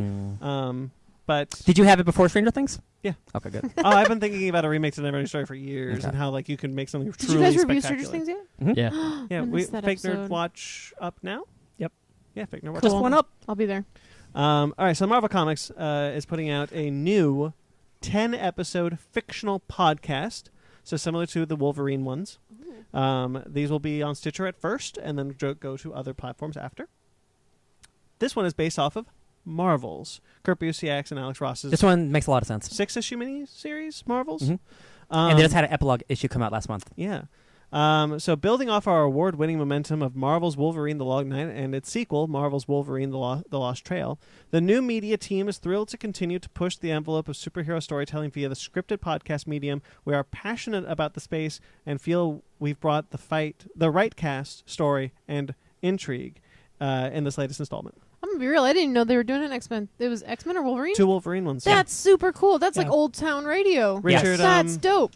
Richard Armitage. Armitage. That's so cool. They just turned it Wow. into a graphic novel because I saw it at the shop today. Good for them. Yeah, it's cool. So what you want to do is buy your comic, put it on, and just follow along. There you go. But that's cool. It's like old time Yeah, radio. you can get Yeah. them on iTunes also, Cool. unless you don't have an iPhone. Yeah, I do. Okay. I got you. So the voice cast is Method Man as Ben Urich. That's awesome, dude. What? Method Man? That's the first one. Hell yeah. And then after this, some we don't know who they are. Anna Sophia Robb as Marisa. I don't know. Yeah. Hardesty. Okay. Ethan Peck, who was recently in Star Trek Discovery as Spock. Gregory Peck's son. Will play Mr. Fantastic. Seth Barish will play Phil Sheldon. Louisa Krause will play Sue Storm. Jake Hart will play Ben Grimm. Ehad Barisha will play Johnny Storm. Teo Rapp Olsen will play Peter Parker. And Gabriel Ortega will play a character named Charlie Martinez. That Mr. Fantastic casting is really good. Yeah. That guy would actually make a really good Mr. Fantastic in real life. Yeah. Guys, I saw that going around saying, can we just translate that to real life? And I'm like, where's this coming from? It came from this thing. This Also, is Anson awesome. Mount as Mr. Fantastic would be pretty great. Yeah, he is a good black bolt, though. That's what He pisses is me a good off, Black man. Bolt. He's got I that like- chin. It This feels a little similar to what they already cast for the first Fantastic Four films. Yeah. Going with Anson Mount. Yeah. It's real similar. Yeah. It's true. Yeah. I think this is super cool. I think the Marvel's idea is awesome. I didn't know it was going to be having all the heroes in it. I thought it was going to be from like Ben Ulrich's perspective, talking about superheroes. Yeah. But they're all involved in it, which is super interesting and cool. Man, Fantastic Four are in something. That's all Yeah. I'm excited about. Hell yeah. Yeah, so that'd be cool. So this would be their third one. I haven't listened to Wolverine. Are yet, they but free? want I don't to. remember if They are when they're on iTunes, but you Okay. have to have a Stitcher account to listen to them when they're exclusive to Stitcher. Okay. But they do eventually roll out to the free platforms. Okay. Because I didn't check the Wolverine ones out, but I Both definitely of them want are out now. I definitely want to check this Marvel's one out. Yeah. DC Comics has some news. They just announced 2 new one-shots from Tales of the Dark Multiverse. Mm-hmm. Black as Night and Infinite Crisis. These are some cool covers. Yeah, they are. The Black as Night one is written by Tim Seeley and Kyle Hotz, who did the Swamp Thing Roots of Terror. Mm-hmm. Which one Do was they that know who one? the artist is gonna be? That was it. It's that's the Walmart one. The Walmart book. Okay. Kyle Hotz is the Got it. artist. And they're going to. So this is set after. I'm not going to read the whole description, but it's set after Blackest Night. Like the zombies heroes have won, And Sinestro is trapped between a Black Lantern and a White Lantern, and he calls himself the Limbo Lantern. Cute. The cover's super cool, man. It's super cool. Yeah. And he is the only one who can save the universe from the Blackest Night and Necron. Nice. And I think that's awesome. Yeah. Mm-hmm. I'm really, like, none of these books are out, but, like, damn, here's another 5 books I have to buy. Man. Only one-shots. That's true. But Blackest Night is one of my favorite events. I love Blackest Night. That's the book excellent. that got me into DC Comics. Nice. Like, into it hard. Yeah, Jeff Johns' Green Lantern was mine as well. So the Infinite Crisis one is going to be written by James Tynion IV, who's doing great work on Justice League Dark. Mm-hmm. And Aaron Laprista is the artist who does Wonder Woman. Matt Ryan, also an artist, who did Damage. This is going to see... you know what? Since I don't actually read Infinite Crisis, I'll just read this. I haven't gotten around to it yet. DC Mega Event Infinite Crisis: The Discretion of Superman, Batman, and Wonder Woman, the Rise of Alexander Luthor and Superboy Prime, and the Rebirth of the Multiverse all began with Ted Kord, the Blue Beetle. Kord saw it all coming and died with secrets that could have saved the world, but in the Dark Multiverse, Blue Beetle survives, and with the death of Maxwell Lord by his hand, Ted sets off events that irreversibly alter the lives of not only the Justice League, but also his best friend, Booster Gold. In trying to prevent a crisis, Blue Beetle becomes the crisis, and the Dark Multiverse will never be the same. That's awesome. Blue Beetle's my boy. I love him. Ted Kord or Jaime Reyes? I like Jaime, but I love the Blue Beetle mantle, period. Mm-hmm. Yeah, I also like Nighthawk from Watchmen. Oh, Night Owl. Night Owl. I'm not Yes. the biggest fan of Watchmen. That's okay. That's fair. So yeah, that's cool. Both of those are cool. Yeah, dude. I'm like, again, the Dark Multiverse stuff is the best stuff to come out of that Dark Knight's Metal book. Yeah. And Batman Superman. That so looks excited. God, David Marquez, dude. So excited. There's some one shots for Batman Superman that I didn't put on here, but they're actually about the Dark Multiverse infected heroes like Shazam and Supergirl and a couple more, and so it's real cool stuff. It looks real cool. The one's called King Shazam because he went into Kandak to wipe out Black Adam. He took over. It's awesome. I'm alright with that. Yeah. Interesting. So anybody reading the Green Lantern 12-issue maxi by Grant Morrison? No, I should be. It's really, really good. I love it. It is ending after issue 12. Mm-hmm. That makes sense. For a new miniseries called Green Lantern's Black Stars, which if you're reading it would make more sense. Because the villains of the series are called the Black Stars, and Hal Jordan is tasked to infiltrate them. And he becomes a Black Star himself, and it's really good. Some vampire things. It's awesome. I like it a lot. And now we're going to see like a bunch of new Vampire stuff. Yeah, you had me at Vampire vampires. stuff. Like from Final Crisis? No. Okay. But we are meeting that universe again within the series because All Grant right. Morrison's going to start bouncing multiverses Good, because he's insane. Grant Morrison introduced that in Final Crisis. I'm like, oh, it's like Superman and mess with a vampire, and he had to sing to save the universe. And I'm like, Grant Morrison. Dude. So a lot of Grant Morrison is much like a Jonathan Hickman. Like everything he's done ties into his continuity. So Green Lantern is we're seeing stuff from multiversity in Green Lantern, so it's really great. We're going to see the Batman Green Lantern from that one Elseworlds book. He's showing up in the next issue. I'm into that. Yeah. There's too many Green Lanterns. So this is a multiverse. I know, but But it's also they have to protect the entire I universe. There's only know. 17 How many cops are in Los Angeles? Not enough, but I don't want right? to know the story of every cop. Well, you don't know the story. Touche. I don't. Yeah, I'm like, Touche. You don't know the story of every Green Lantern. yeah, but Just like 5. you're getting close. I don't care that much. I'm sorry. I'm Did they not. just kill Jessica Drew? Oh, they might have. That sucks. Whoa, the art of racing in the rain. hold for the bike. Okay, so Green Lantern's Black Stars will be the next chapter of the Grant Morrison Green Lantern saga, but not with Liam Sharp. He's going to be doing this with Zermanico, I guess. Yeah. Is that one name or two names? It's one name. Okay. Xermanico. Cool. Zermanito. I Zermanito. want that name. This is going to be a 3-issue miniseries, which is going to set the stage for the next Green Lantern adventure next year. You know what this sounds like? It sounds like the way he's writing like a Hellboy. Yeah. It's just like here's an arc and then here's an arc and they're all connected, but they're all their own standalone things. And it clearly has become like a thing that he wants to pursue. He wants to keep pursuing Hal Jordan and Green Lantern. That's cool. I'm glad. I'm not. So that comes out November 6th. He had this to say about the quote about the thingy.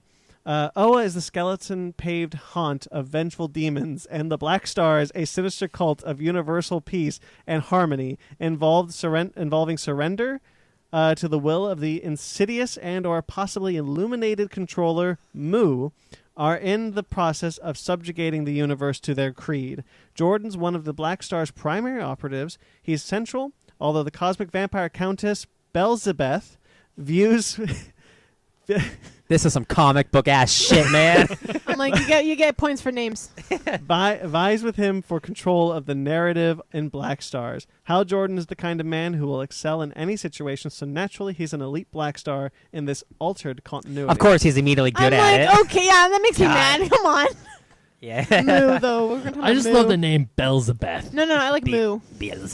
Oh, The cosmic Moo. vampire Countess Belzebeth. yeah, but when you said Moo, it made me think of my girlfriend's old roommate's cat because her name was Moo. Moo. And It's a every time great we name drive for a by cat. cows or anything, and my girlfriend says Moo, oh, I miss Moo, the cat. Oh, I'm like, we even visit them. They live in Hollywood. We visit Just them. to visit the cat, not the friend. Yes, Yeah. she cares more about that cat than she does about her friends. That's fair. It's kind of funny. I care most about animals. I than care more people. about these two dogs than I do my girlfriend. There are two dogs That's in the not room. true.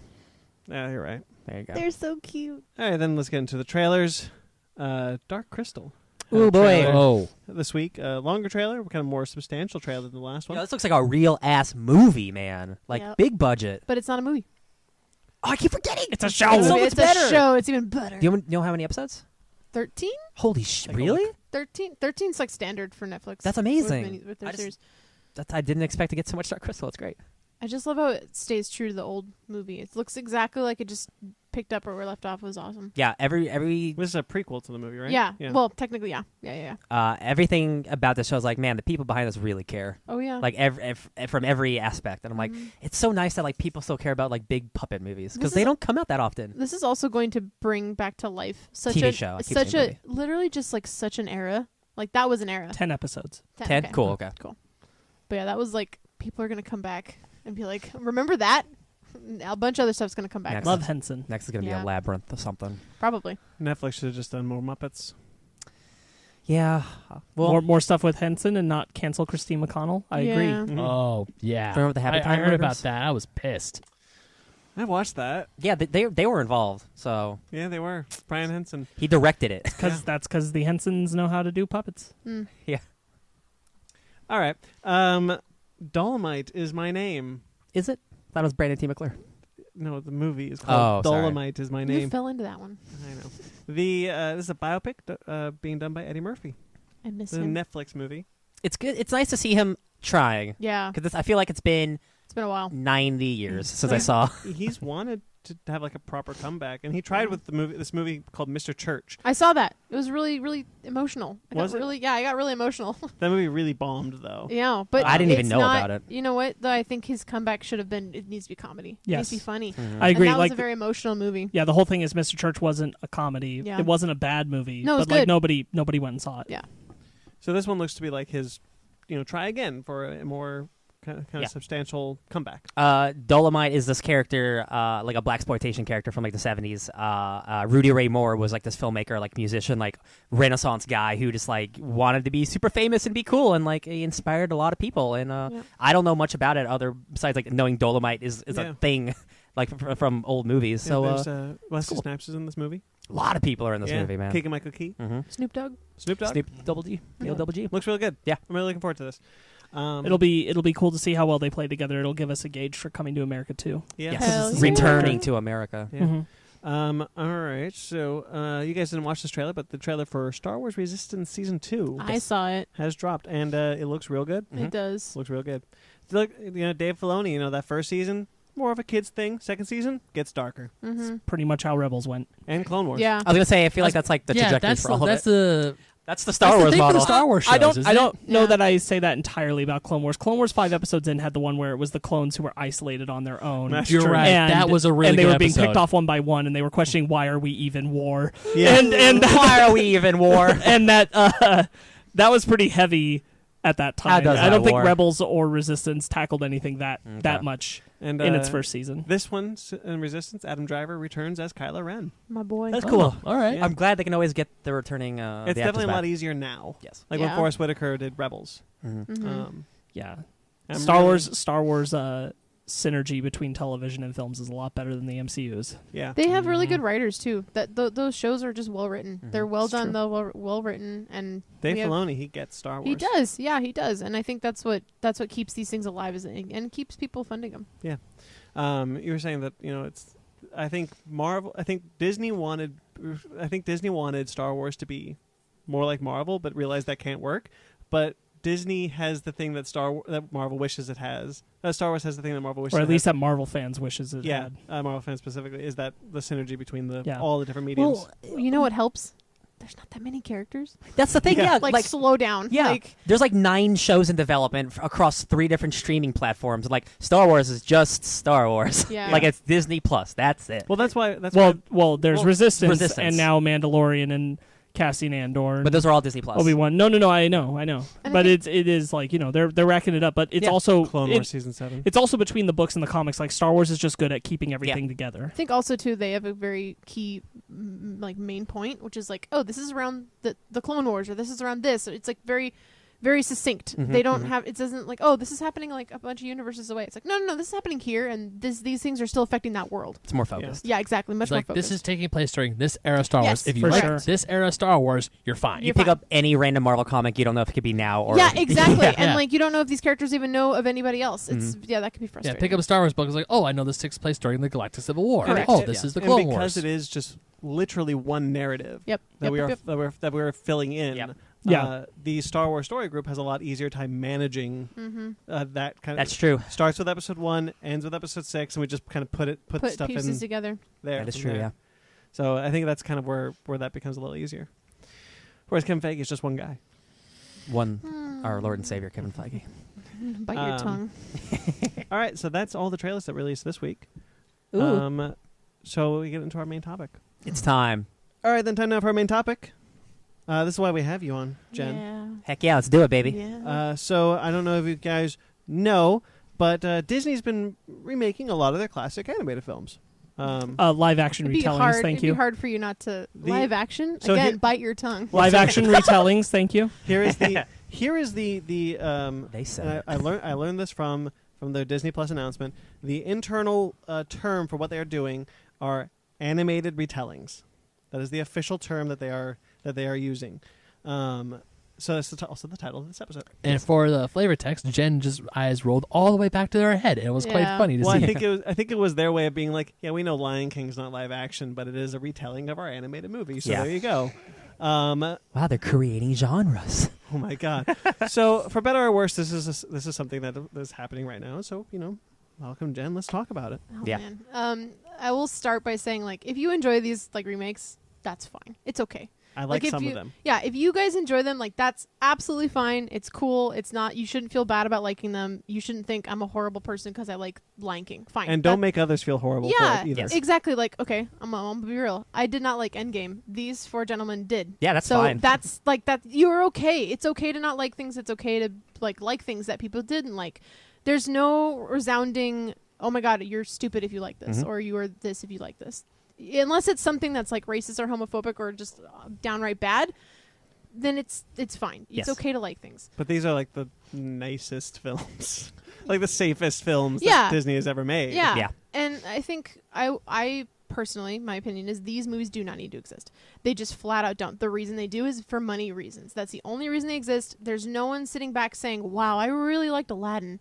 I want to be in charge of that. I want to do it I want again. to do that again." Well, there is a sense that I get like Tim Burton wanted to do Dumbo, or Alice. Kenneth Branagh wanted to do Cinderella. and I do think that Pete's Dragon was probably not high on their remake No. list, but it is one of their best remakes. Maleficent. Like, I'm not the biggest fan of that movie, but it is a unique yeah, take. It's not a remake. You Yes. can't consider That's- Maleficent a remake. That's fair. I think Maleficent is, in my opinion, better than Sleeping Beauty because I don't really like Sleeping Beauty that Sleeping much. Beauty was a cardboard cutout movie. That's why. Yeah. There was no depth to that movie. It's a good movie, beautifully done. You know, the animation stills are gorgeous. Mary Blair did For an sure. amazing production. Like, she was just amazing. It was a really good movie, but there was no depth. Mm-hmm. You didn't Yeah. get to know the villain. You didn't get to know the plot. It was very cut, dry. This is the story. Uh-huh. Maleficent really brought a deeper depth to that. Deeper depth. Words are important. It brought a depth to it that didn't exist before, which is cool. That's how you should do and approach these things. If you want to bring a deeper sense to a movie that didn't really have a lot to it, do it. If that movie already exists and has that, there's no reason to do it. Yeah. I will say I really enjoyed Aladdin. I thought Aladdin was fun. I did too. But I also had no nostalgia attached to it. I didn't really care about the movie as a kid. I had watched it more as an adult than I did as a child. Lion King I've known by heart since I was like 9. Like I have known, I know I could recite that movie in my sleep. Like it's kind of stupid. Page 37. I'm not. I'm kidding, the movie I'm is kidding. playing in my head on loop 24/7. I feel you. You know what? Honestly, like when we talked about it with this in our review of The Lion King, with these animated retellings, as they call them, I've always said remakes need to come from a creative place. Like I think that's where they need to come from. But Lion King was the only time so far that I've said, okay, you've crossed the line. For me as well, like because like it's a fundamental like your own thing. Like how far are you okay with like just doing the same thing over again? And unfortunately, we live in a world where we're old enough where that's almost all we're getting. It's just regurgitation. Right. But if you can bring something new and fun to it, again, I really like Aladdin too. I thought it was a lot of fun. The Lion King is just that same movie, and it just looks a little better. There's nothing creative. No, it's a little worse, honestly. Well, but you know what I mean. Like it's a good looking movie. Yeah. But like they did not make that for the right reasons, and not that any of those others were. But Lion King is clearly like a problem. Jungle Book, I think, was made for the right reasons. I reasons. really like that Jungle Book movie. So man. the reason why you like Jungle Book is because there was a human exactly in the movie. Yeah. When I was watching clips from Narnia, and Aslan has some of the best animation. That was 10 years ago. Yeah. I was just seeing some Twitter discussion about that too. Yeah, he has some of the best facial animation, and he plays off of mostly Lucy, right? Mm-hmm. So Lucy's his counterpart for the most of it, and he plays off her emotions. We see how she's feeling, so we know how he's feeling, and that's a key point, and especially in why Jungle Book did so well. Is that you have Mowgli. I don't care what this the wolf played by Lupita Nyong'o. I don't really care what she's saying. I care how it's affecting Mowgli, because Mowgli's my hero. I'm following his story. I'm following his arc. I don't care about the others. But you care about them because he cares about them. Lion King, that's why I laugh at people saying it's a live action remake. There's nothing live action about that. There's one single shot. And it's the opening shot. And that's just a joke. I'm not. But the thing is that like there's so many. You say like it's a shot-for-shot remake. It's not even a shot-for-shot remake. That's the worst part. Is that movie, the animated one in 1994, soared in so many different ways in terms of just tone, storytelling, just a proper movie, a really good movie. This movie had the best possible source material, the original movie, and you still managed to mess it up. You still managed to miss those key emotional points. The Circle of Life didn't even start until after the sun came up. That's stupid. Like, come on, it's right there. Sparks, weren't you saying? I haven't listened to this yet, but the Empire podcast with Jon Favreau, it kind of implies that he might have gotten lost in the technology. Yeah, it's kind of there in the writing that you can hear that. A lot of what drove him in this is, what can we do with this? Can we do it better? Because he said that by the time that they were done with Jungle Book, they'd found a way to use this like more efficiently than they had while they were going through the process of Jungle Book, which is part of what he got so caught up in, is because of a way that they're able to, the way he kind of fragmented it is like it's as if you're doing stage blocking in the digital medium in the making of it that you've never been able to do before, and he got kind of wrapped up in that. And you can see how like he got so consumed by that everything else wasn't as important. Some of the animators had been talking about it on Twitter too, of just like, people were basically attacking the movie. Why didn't you add expressions? Why did you make it so photorealistic? Why did you guys do that? And this was an active choice. They could have done Aslan. They could have made it more emotional. They could have they could have done that. You brought up the Mortal Instruments. Jungle Book. His Dark Materials. His Mortal Instruments. Frankly, the same technology in Jungle Book, they are more expressive. Yes. Yeah. Mm-hmm. So they could have done it, and then they said that they actively chose not to do it. So this was a choice. This was a choice, and it was a hit, and it was a miss. And I think one of the other things, too, is I was reading... financially, unfortunately. Well, that's because people will go to this movie no matter what, because it's true, Lion King. because it's Lion King. But I was reading the art book that came out for the movie, and Jon Favreau mentioned, he said that they were so excited because they said that the Broadway had done so well that they said, we can do this too. Okay, but here's the thing. The Broadway's a different medium. It's a totally different medium, and so is 3D. Yeah, that's fair. But there's a reason why the Broadway did so well. They really expanded on the story. They made it more mature. They made it more interesting. They added more songs. They made it more specific to the actual detailed story of not just here's a kid's version of it, which arguably as an adult I enjoy Lion King regardless. But it's a more adult version. This was not. You guys, you missed the mark entirely. Yeah. It's such a big bummer because it's for a lot of people, like, you guys here, like, this is like the big one. Yeah. And it's like, It's sort of, but it also kind of wasn't, because even from the moment it was announced, I'm like, it will never be able to do anything that will make me like it more than the original. Yeah. I know that. So I expect nothing. I want for nothing. What I would have wanted is to have something where I could have like a companion type of experience, which would have been something where they brought elements that were in the Broadway musical to it.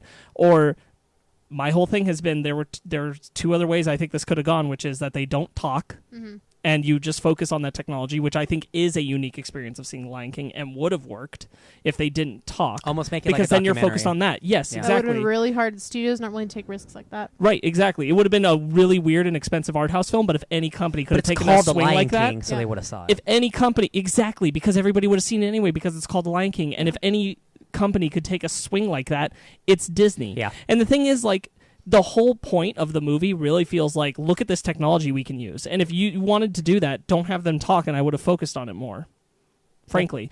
Or the alternative is, you do this live action, and I mean with people. They should have based it off of the Broadway show. You That's make what this. they should have done. You make this 100% like a set piece in a period in Africa with tribes. It's a lion tribe and a hyena tribe, and you do it that way, and you make it very.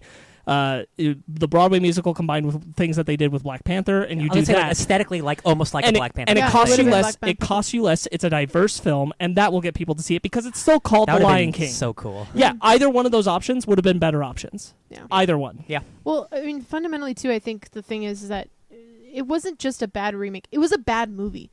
I don't know what they were thinking with the camera choices that they chose, and oh god, there were so many shots where I was just like, why is the camera moving?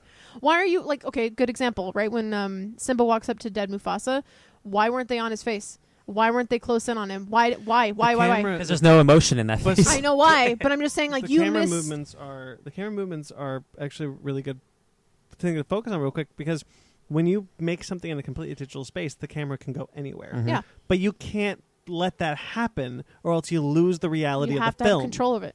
You have That's to the know thing. when to not do it. It's the thing with it's one of the problems the Pacific Rim Uprising has. The Pacific Rim doesn't. Like Pacific Rim, when it's focusing on the CG shots, it is from the point of view of a person filming. Yeah. Every single time, either from the helicopter or from on the ground, a person is filming. Well, it's not, but like the idea is that a person is filming this.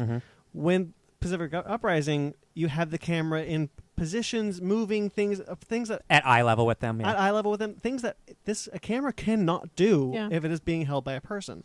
And you have that same problem in The Lion King, I feel, because you lose the reality of the film if you're just kind of like, look at all the CG. We had a professor who's the head of layout at Disney Animation, and layout is basically previs, which is you decide where the camera is. You're the cameraman. And head of layout, they went and visited Jon Favreau's, the studio, when they were making it. And these guys were like, yeah, we're doing, previs. They had to do previs for it. They didn't know how. They didn't know when to control it, when to not do certain things, when to not do moves. They just were doing it willy-nilly. And my professor said our team was looking at these guys like, why wouldn't you hire us? Why wouldn't you hire people who actually know how to do previs for 3D, who actually know what to do? And then also consult the story artists who worked on the film. There's a reason. The legendary story for us at school is our professor tells us that the guy who pitched the intro for Lion King, that was not supposed to be the intro. The original 94 intro, that was not going to be the intro. They were going to have I forget what they were going to do, some different intro. And then they were like, this isn't really all that good. And then this guy went home, did boards, did crazy storyboards for it, had the song for it, pitched it, and that was sold. That was it. It was shot for shot exactly the way he boarded it. And that's I don't know, you need people like that from those films to bring them on and be like, how did you guys do this? How did you guys manage to make me feel these emotions? And they just especially if you're going to not do something drastically different. Yeah. If you are trying to get the same that's tone fine. and feel of that last movie. If you are trying to recreate it, then get some of those original people. Don't just get James Earl Jones. Especially something with Lion King where it was such a fluke that Yeah, it came yeah, out the way absolutely. it did. Because you listen to anybody who worked on that movie talk about it, and they talk about how it was wildly different as they went through the process Yep. of making it, and it changed over time, and it was just all these artists collaborating and coming together and creating something That cool. was all interns. It was such a big deal that it was going to be that everybody, most of the people at Disney Animation, they were trying really hard to get people onto the Lion King project because nobody had faith in it Yep. at the animation studio. They were all working on Pocahontas because they thought that was going to be the better film. Yep.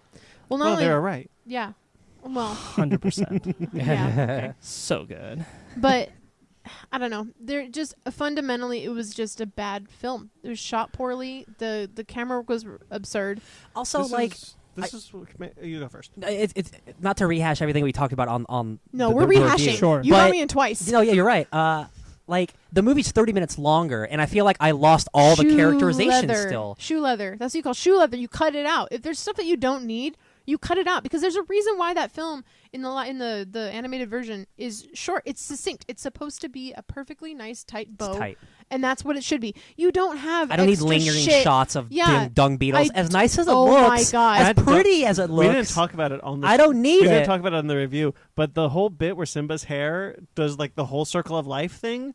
Yeah. I wanted don't to care. hurl It's my like a popcorn entire at 5-minute sequence. I wanted to Yeah. hurl my popcorn at the screen. Yeah.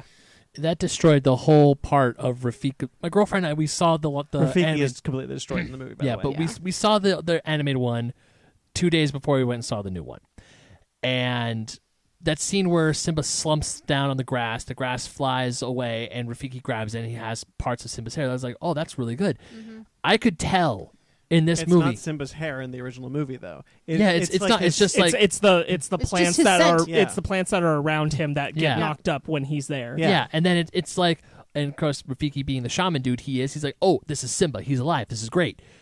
But that whole scene with the dung beetle, or even in the beginning with the mouse, with the kangaroo mouse running through spent the like thing. 15 minutes I'm on that. sitting here watching. It's like you're just padding for time here. I don't care about this mouse. Look how They want- nice our again- mouse looks. again, Look they- how real it is. But hold on. So like that's them wanting to show you the technology. Yeah. And if the movie didn't have them Yeah, yeah. talking, that wouldn't have bothered me anywhere Yeah. near the amount that it did. Yeah. So correct me if I'm wrong. I don't know a lot about this, but and you might not either, but I'm hoping you do. The original animators, the original creators, the original scriptwriters, they're not getting any credits No. for these So movies. I think at the end of the film, I did not stay for the credits. They might get like a special thanks, but They like get like a. There was a special. I'm sorry to cut you off, but No, you're good. there I do remember specifically at the end of when we saw Lion King, the new one, that there was a thing that was like, thank you to all those people who worked and made the original animated all film such a those classic. people. There was something along those lines. I can't remember it verbatim, but there was a little line after the main Oh, yeah. credits or after the main bill And that this is a problem that was like, hey, thanks to the original creators of the film. This is the problem with all of them. Like none. Oh, I reposted this art. I don't know who did it, but thanks a lot for doing this really cool work. Is what it sounds like. yeah. Like so, they're all like this Dumbo, Aladdin. How far do we want to go? Like, what came out last year? Shit, which one came out What last did year? come out last year? Well, Beauty and the Beast, Aladdin, Beauty and the Beast Dumbo. 2 years ago. That's true. I thought it was also January bad. 2018. It was 2017. Oh my God, we've been doing this that long. Last year was Nutcracker. Incredible. Which too, bomb? but that's different. Which Nutcracker was so overly CG. Oh my God. it was God, original. They tried an I original. don't It think, was, I don't think there it had was, been. but I they don't think just there so had been heavy. one since Beauty and the Beast. No, it was after Beauty and the Beast. They were talking. They're hyping up Aladdin and Lion King. And Lion King. Interesting. Yeah, I think it took them 2 years to get Okay, these well- two out. So going back to like Beauty and the Beast, then like they're not crediting the original creators, only crediting the original songwriters if they get them on the movie, if they get them on the new movie, Yep. which sometimes they don't. They made Christopher Robin, but that's not the same. So Yeah. Oh, here's yeah, the biggest that's- problem with not Oh, I was crediting. gonna say Christopher Robin. Yeah. The biggest problem with not crediting those artists is that, and this brings me into my whole spiel about Scar. Scar, his whole character is because of Andreas Deja, the animator who did him, and then Jeremy Irons. That's his character. It's not just good enough for you to have the voice actor. The voice actor is an actor, but the animators, and we've been saying this and arguing this for years, animators should be nominated just the same as actors because we are acting. We are doing the job It's the of same acting. argument for why Andy Serkis hasn't been nominated for Caesar, Correct. because is it the voice, is it the actor, or is it the animator? Mm-hmm. So the idea that you can have, and Scar was such a misunderstood. I don't know what they were thinking when they pitched him the way they did for this live action remake, but what a miss. Like Scar, he is a drag. That's him. Like I'm gonna be real. That's just him. He is really boring. He is, and it's a drawl to watch him. Like, I'm just like, I don't care about what you're doing. His lines were poorly delivered. It's almost like they wanted you to feel bad for him, almost. But you know I'm what? Like, but like that's what when are you talking about? When you watch the animated one, you're like, oh, you're sinister. Yeah. But the key point that they missed was Simba trusted him. Mufasa trusted him. He may not have liked him, but there was never like oh, my brother's gonna kill me. That's why the scene when he throws him off the cliff with his claws, which shouldn't have been him whacking him, which is stupid. But like it was awful. But there's a look in Mufasa's eyes of betrayal. The theme of that is betrayal. It should have been in his eyes. You should have been able to see it. Yeah, and he like you guys said in the podcast last when you guys reviewed it, he whispers it. He whispers, "Long live the king," and then he lets him go. It's a really emotional scene, and so for them to do what they did with it, it was rushed. It felt emotionless. I didn't care.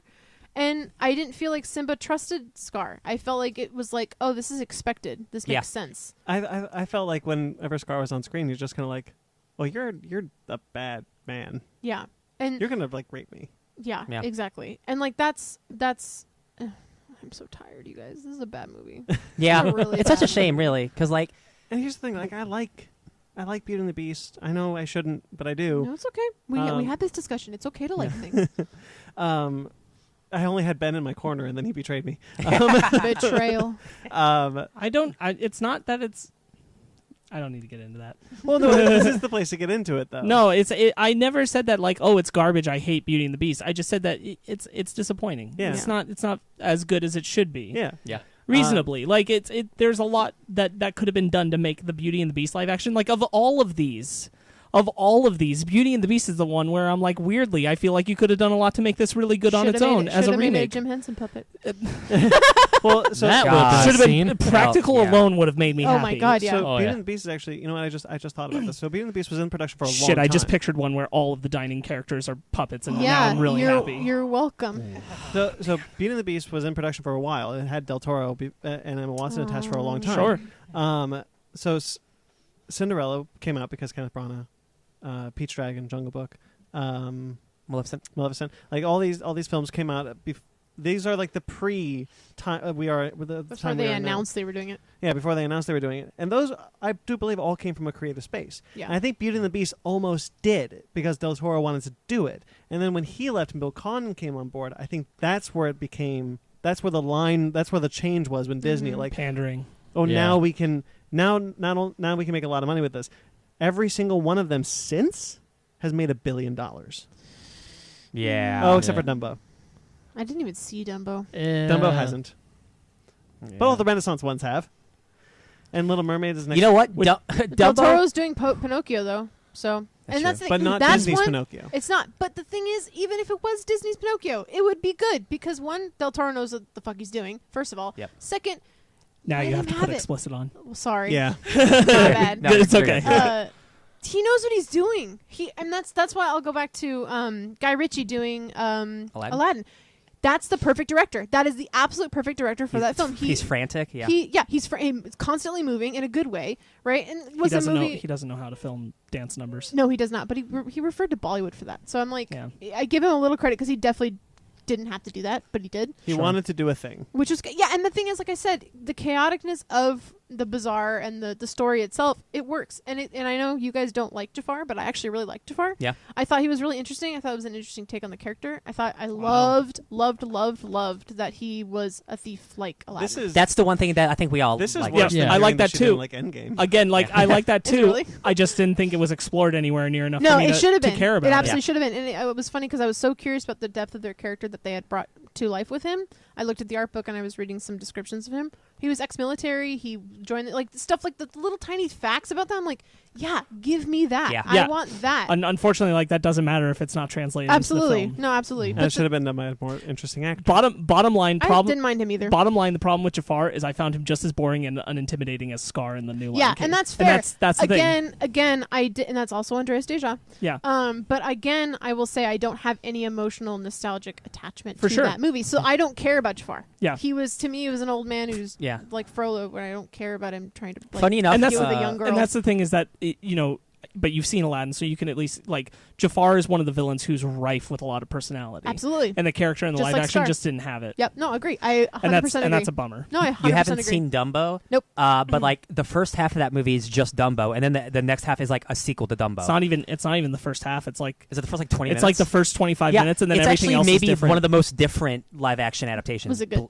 Yeah, It's Well, I thought fine. it was I thought it okay. was fine. it's worth a watch. It's worth a watch. It's definitely the most different, maybe. What's interesting is now kind of thinking about this, thinking about the timeline of in a year we've only had 3 after a year of having none. Yeah. Like, It's 3 too many. but what I've noticed is, people talk about Star Wars fatigue, Marvel fatigue, whatever. The moment these films started, we had Disney remake fatigue. I'm not fatigued. I'm mad. It's Oh, just not good. Yeah. It's just not good. Like, fine, remake it. Great. Do it. I don't care. But do something interesting, which none of them, Yes, enough I'm not enough of them are tired. doing.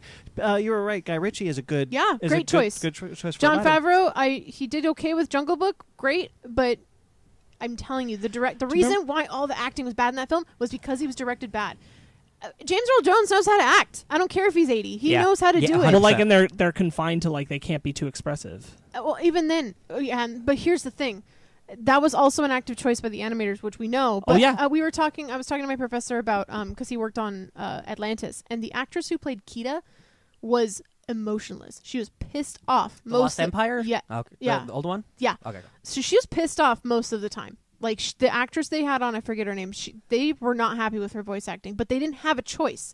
They're like, this is it, we have no choice. So they brought on, like, hey, guys, these animators were directed, like, hey, you need to figure this out, figure out the life and to this character, because the voice acting's pretty bad. Got to make it work. You make it work, and like this, that's why it's a 2-part decision.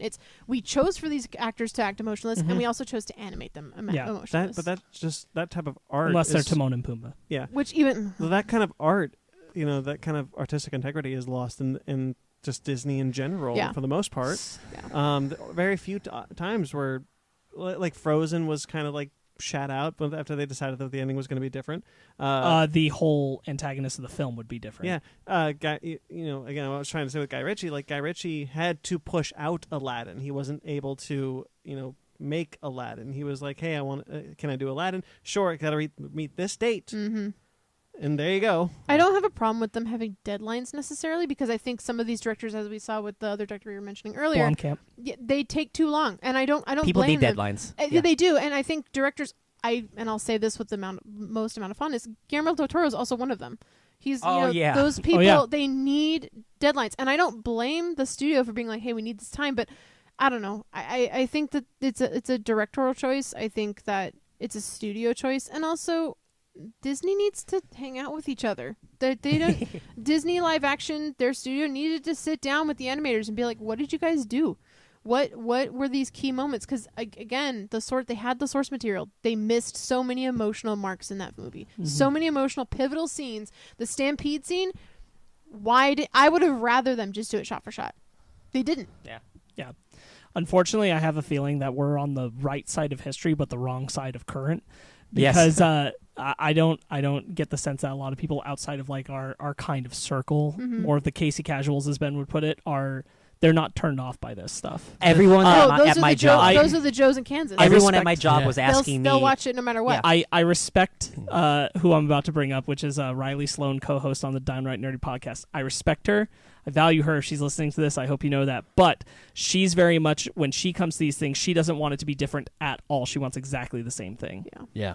Just translated again. Which, it's fine. That's her prerogative. That's what she likes. Because there is, I was listening to other people, or just going through my Facebook page right after Lion King came out. Yeah. And everyone's like, oh my God, I got chills. That was so good. And Same. other people will talk about how great the Lion King was.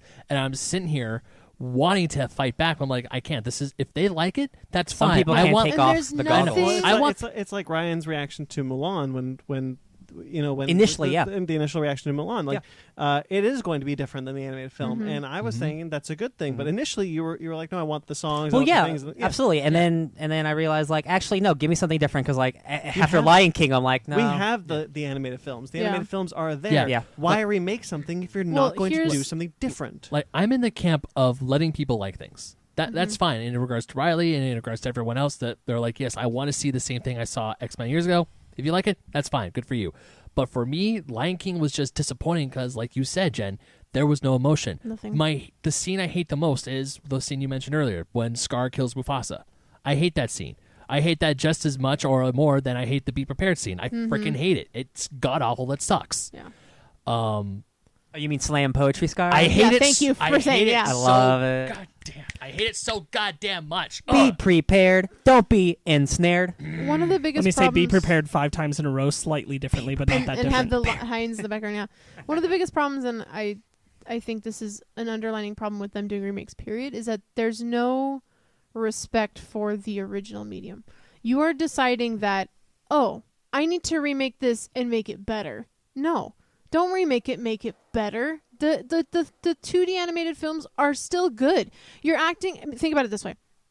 If there was a live-action movie of Lion King already, would they remake it as a 2D film now? No. No, they never would. Regardless of Disney not having a 2D department anymore, they would never do it. Absolutely not. So there's a lack of respect. You automatically think, oh, I want to remake this. Let's make it better. You don't respect the medium. You don't respect the movie. You don't respect the original content.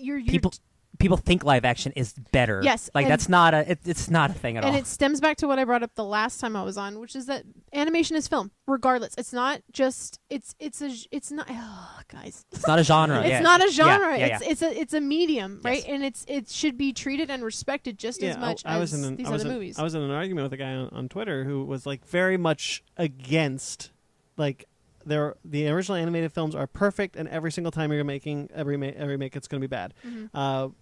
Trying to share examples like, have you seen these films? Like, no, I've never seen any of them because I hate them. And blah, blah, is that the one I was involved in? Yeah. You guys got in a fight, and I wasn't there. Yeah, you might have been more on his side, I think, on this one.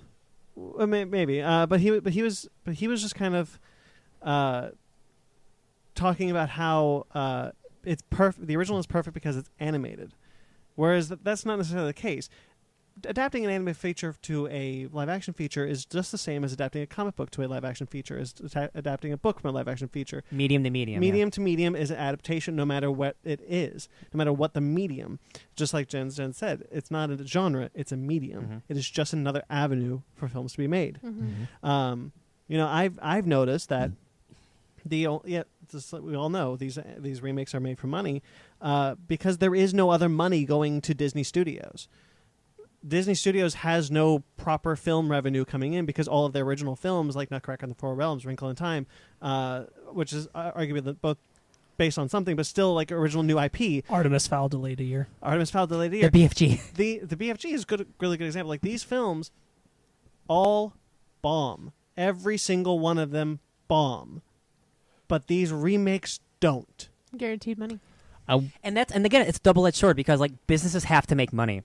They're not going to keep pumping out things that don't make money, so they have to make money. And it's unfortunate that quality and creative quality sometimes let's go to the wayside to do that. I would feel bad for them if they weren't making Disney. money Yes. everywhere else. So Yes. I don't feel bad. They own all of Burbank. I'm not gonna stop making movies for a little while. I'm not gonna sit here and say, "Oh, Disney needs to make money." No, it's bullshit. No, yeah. Like they make absolutely, money, but that's the reason why they do it. Like they have a steady revenue stream coming from animation. I'll just merchandise at the ass. Everything. Star Wars, Lucasfilm, Marvel, parks, all the parks, all revenue coming in except for Disney Studios. Yeah. Here's the thing: if I were owning Disney, If you were Jonathan Disney, if I were Jonathan Disney, Bob Iger, President Bob Iger, I wouldn't want to be here. 2024. I would say, okay, I'm making a shit ton of money everywhere else. Let me change the medium. Let me do the Spider-Verses. Let me do the movies that change stories. I was asking one of our professors who works at Disney, I said, what are the chances of getting, a queer character in a Disney movie? He goes, Disney won't do it. They'll wait for someone else to do it first. They'll wait for it to succeed, then they'll do it. And I said, well, what about, just more representation in general in animated films only, right? Yeah. They won't do it. They won't take risks. They won't do it because they're so afraid of losing money, which in reality, they're not losing money. Yeah, you put money into stuff, but you have it in droves. Disney's not going anywhere. Yeah. No, you're right. That's a really good point. Yeah. Disney Studios, Bob Iger specifically is more concerned with establishing and keeping the brand, like the quote unquote brand. He only cares about the brand. And anything that goes against that brand, this is what I was worried about when they bought Fox. Anything that goes against that brand cannot exist. What did he say about Taika the other day? He said some shit about Taika. the Jojo Rabbit. How he's like, it's against our, our core audience. I go, who the fuck are you? Buying Fox and buying Fox Searchlight should have been the way to be like, okay, we can expand the brand a little. And that scares me because these people own 40% of the box office. Yeah, which is like that means we're never gonna get a queer character in a movie like this. We're never going to get a black lead. We're never going to get, a trans lead. We're never going to get these characters. And that's just because it's against their core audience. Yeah. That's crap. Explore I will, in animation for sure, I will definitely say, like, the MCU is slowly getting better and better about that kind of thing, but definitely animation, like... But I think there was a sense of we had to wait until of course, look at all the Avengers. They're all white. Yeah. Like, you had to make your $1 trillion. Hold on. Hulk's green. Sorry, my bad. Sorry, green people. The thing is that that's exactly it, right? They had to make the groundwork built off white people. Yeah, that's a shame. And then they had to bring it, which is, I'm sorry, like you have such little faith. Frozen is based off of a myth of not white people. I mean, most of their stuff is it's the same. Yeah. Well, but this Frozen came out after Princess and the Frog. Yeah. But because Princess of the Frog did not do well, they were like, okay. Never mind. Okay, but Disney did this on purpose. Disney, this is a conspiracy theory. Yeah. But Disney did they send it to die? Put on your full hats. They sent it to die with Treasure Planet. They didn't market it. They didn't care about it. They didn't want to advertise it. They didn't want it to succeed. It had some of the best animation. It was really good, really well done. Glenn Keane worked on it. Like this beautiful animation, great story. It was a great movie, and they set it out to die, and they wanted it to, so that they could kill their 2D department. That's a shame, man. It really is. I feel like they tried to make such a big deal, like, oh look, it's another 2D Disney movie, but like. After the initial wave, because the marketing team that they had on was probably like, yeah, look, 2D animation, and then like that was the pull for me for Princess of Frog was like because I was kind of getting weird, like the 3D stuff is cool, but this is more like Pixar. That's Pixar's thing. I want Disney to go back to classic 2D, like Little Mermaid, Beauty and the Beast, Lion King, and then here comes in 2009, here comes Princess and the Frog, and I'm like, yes. I am going to. This is great. Give me classic 2D Disney. I'm a Disneyland. Princess and the Frog everywhere in New Orleans was initially when Tangled was started production, it was 2D animated. Yeah. And then Tangled comes out. It's like it's back to 3D. I was like, damn it. Tangled not saying is that's my favorite Disney movie. No. Not saying that's a bad thing. Go screw yourself. Hey, Tangled's great. I love that movie. Hey, Tangled. We owe a lot to Tangled. Tangled theoretically saved the Disney animation studio. Yeah, Tangled's great, but I was looking forward to more stuff from Princess and the Frog. You're absolutely right. Frog. You're absolutely right. And to be fair, Glenn Keane, the original pitch of Tangled was 10 years in production. It was originally supposed to be 2D. Glenn Keane was not doing anything. He was just kind of shooting the shit and drawing some drawings and not getting it done. And every time the studio checked in with him, hey, how's Tangled going? How's Rapunzel going? It wasn't going. And so they eventually had to, more conspiracy theories. They had to take it away from him, ultimately. And due to health issues. And they gave Did Disney kill him? They gave it to someone else. No, he's still alive. They gave it to someone else. Are we sure? Has anyone seen him? Has anyone checked in on Glenn Keane recently? No, and they gave it to someone else, and they was it Don Hahn? No. It was the guy who did. He's one of my favorite guys. He did Zootopia. Ben Howard. No, Ben Howard. Ooh, Zootopia's good. Zootopia's great. Again, good story, good. See, and this live action remake of Zootopia. Shut your mouth. Don't will Bob it. Iger's listening. Man, if he listened to this show, imagine. God, I would not have a job. I probably wouldn't either. Yeah, exactly. Sparks Whitty is not associated with Disney. Not at all. This is why it wouldn't hurt me as much as if they decided to make a 3D animated movie of Lion King. With just 3D animated characters. It would be fine. I wouldn't mind. If it was like Tangled or like Zootopia, I wouldn't mind. It would be a different medium. It would be a different way of looking at it, and that's not bad. 3 Below has a queer character. 3 Below? Yeah. I got the DreamWorks animated series. Oh, okay, cool. Yeah, I'm here for it. DreamWorks Animation dropping the ball. There you go. But no, you mean they're picking the ball up. They're picking the ball up, and they're doing great things with the ball. There you go. They're making dunks. I guess my biggest thing is just it's the snail pace, and you got to get get used to it. DreamWorks. So I don't know if you watch Voltron. Yes. Okay, so I've not seen the last season of Voltron yet, Mm-hmm. so don't spoil it. But Voltron is my favorite show right now. Mm-hmm. It filled the void that was left by Battlestar Galactica, and there was a lot of push for Shiro to be queer. Yeah. Which they were able to do, but they were very vocal about the fact that this is as far as we could go. Yeah. Like DreamWorks would not let us go further. Same thing for Nickelodeon with Avatar with Korra. Yeah. Yep. Korra, they could never put it in the actual show. Yeah. And so when they Right. did the comics, which were also technically attached to Nickelodeon, but not on TV, Mhm. they were able to do it. So like there's a lot of like things sad. where DreamWorks you kind of see like Three Below is like the next step in that they Yeah. were able to go further Mhm. than they were with Voltron. So like it's happening, it's but happening, slow. very slow. Disney Animation snuck in queer characters in the background of Star vs. the Forces of Evil. I caught for that. them. Yeah, they Well, totally did. okay. Here's where, and I'm hesitant to. I Bring mean, which this movie isn't up. which isn't Disney Animation, but I'm hesitant to bring it up, but Game of Thrones. It's just as bad. Yeah. Endgame, when they brought up gay Joe Russo. That's Oh, That yeah. was I don't some even- No, stupid, yeah, no, I know. Like, Yeah. see, and that's what upsets me. Yeah. Is because Disney gets to have the articles. Oh, we had a gay character. We're the first gay character, and blah blah blah. What's blah. his name? Oh, he's just random guy number He's 3. literally in it for 2 seconds, Yeah. and to me that's insulting. That's insulting. That's rude and insulting, and you're insinuating that you've given us a character that's actually representational, but they're not. Valkyrie came first. Yeah, but it wasn't confirmed at the time. It was confirmed. Was it? In yes, the movie? it was. Not in Not movie. in movie. What they said was that like the furthering of the sequence, because there was supposed to be more to that sequence of her flashback, would have shown. Again, But they wasn't cut there. it. But they cut it. But they did say when the movie was coming out, like she is a bisexual character, and now they've 100% gone. put your money to where back your it up. mouth is, though. Well, that's what they're doing now. Now, No, I agree. But I they agree. Again, But this they is need just- to wait. They needed to wait. Well, they shouldn't so have waited. stupid. But the studios made them wait. Why are you guys afraid of gay people? Like, why are you guys afraid? So Hey, man, no, there's people. So I don't know. I'm so like- devil's advocate to all of this, which isn't.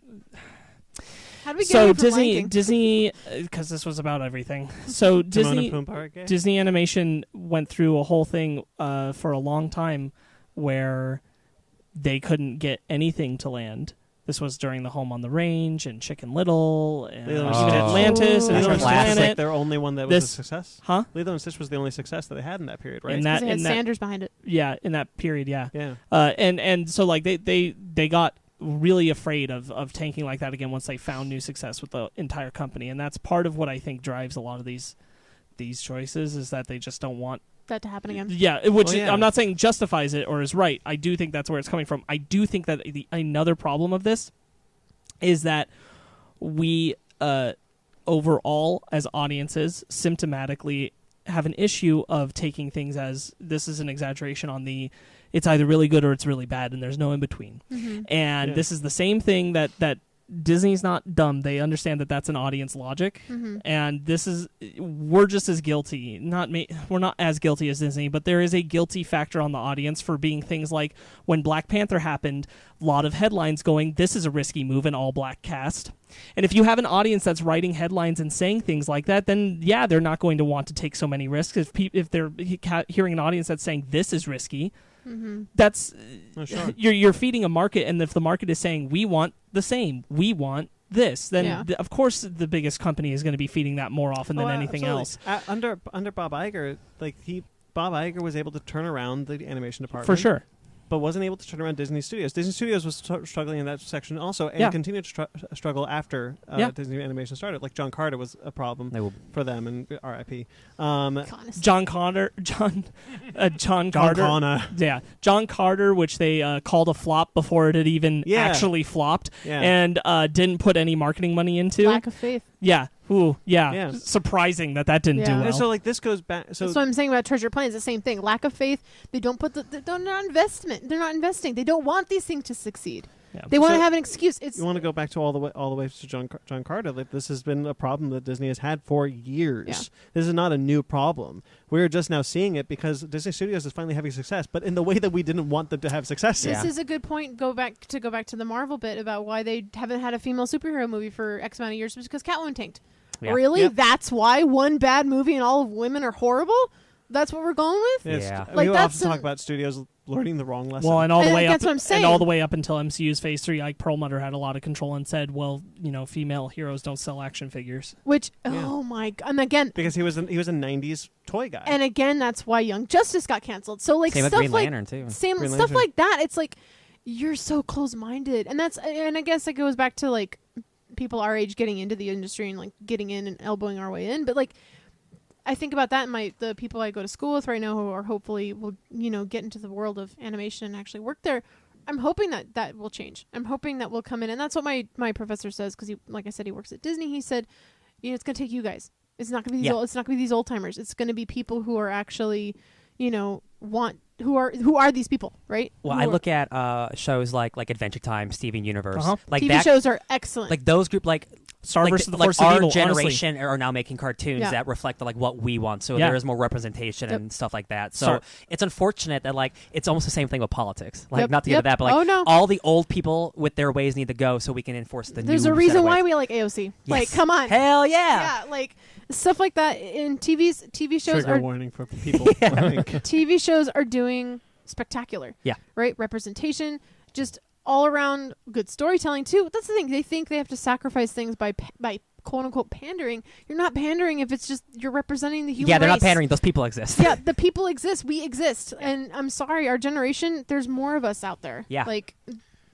How do we get on this topic? Lion King was trash. I mean, it's that Disney has so many all the eyes on it. Frankly, it's they got to meet all four quadrants. Got all the eyes on it, and so they know that there are that yes, there's an audience that will say yes, we love this. They also know there's an audience that's going to say we hate this once they do it. Yeah, which. And they're hesitant to pull that. They're hesitant to pull that trigger. Yeah. They're hesitant to because pull the they know trigger that the audience that is going to say no, we don't want that, are still going to go to a Star Wars or a Marvel. They're still going to be really. And again, vocal. I think. Eternals. Let's be honest. Some of that audience is the people who didn't like Star Wars and aren't going to go. Well, but it's, what I was talking about is Ryan. You talk about the four quadrants. Yes, all their movies hit the four quadrants, but not only that, but they have different. They have every audience. Yeah, they have every audience going to see every type of film. Every single audience you could think of, every single quadrant that you could think of, Disney has a movie for you. Mm-hmm. Yeah. That's only because they own all of it, though. Right. Yeah. Arguably, but they need to be everything. But they don't want to lose that. They don't. So they need to be as safe as they can, which is surprising to me. Which is probably why Bob Iger doesn't like Kathleen Kennedy, because Kathleen Kennedy wants to do different things. She loves taking risks. Yeah. She loves taking risks, but Bob Iger doesn't, which is probably why Kevin Feige. Look, Kevin Feige is a really good producer, but he is a safe producer, especially when that brand was solidified. Yeah.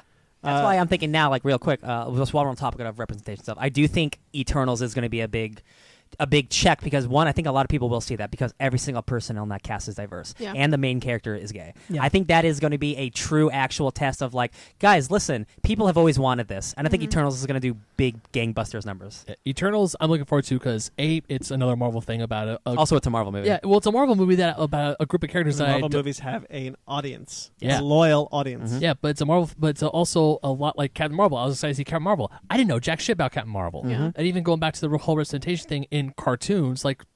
Sparks, you mentioned Star vs. the Force of Evil. I absolutely love that show, and I got to the scene where they had two guys kissing at that concert during that what's that band called in the I forget the name, but I know what you're so talking they're having that thing. I saw oh man, that's great, and then instantly I thought, oh man, they're gonna get a lot of shit for that, aren't they?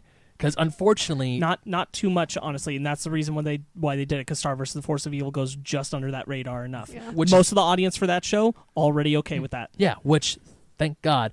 But you're right. We need to get these older dudes out of the thing of power so we can come in and do stuff. You're talking about a cartoon where the lead male character frequently disguises himself as a female. Oh, yeah. And that's a part of the plot. Yeah. Princess Marco. Hell yeah. That's a part of the plot, and not only does it, but embraces it as a separate identity of himself. Yeah. I think all of this can actually tie back into Lion King, where they didn't want to take a risk with the Lion King, so let's almost do the same thing, just make it look a little better. That's the whole thing, is that this could have been one of the greatest things if they'd done the other options that weren't the same movie again. Yeah. But where it is the same movie, it fails, and where it is a different movie, it's worse. Yeah. Exactly. Because I said, even if I was a casual moviegoer, I'd never seen Lion King in my life, this is a bad movie.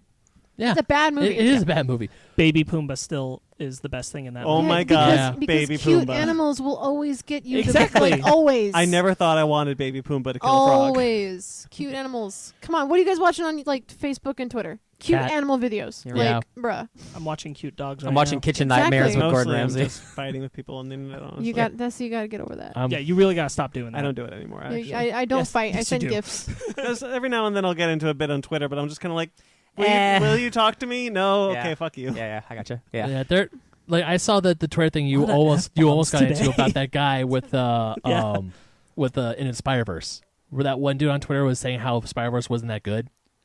Oh, and I was like, this is Yeah, not even an argument. You just Yeah. want attention. Yeah. We're not even going to do this. No, man. yeah, I saw that. I was like, No, that dude just wanted attention. no stuff. Like, I see shit like that about like Spider-Verse, or it's like, or even when I see people talk positive about things that I don't like for example, Lion King.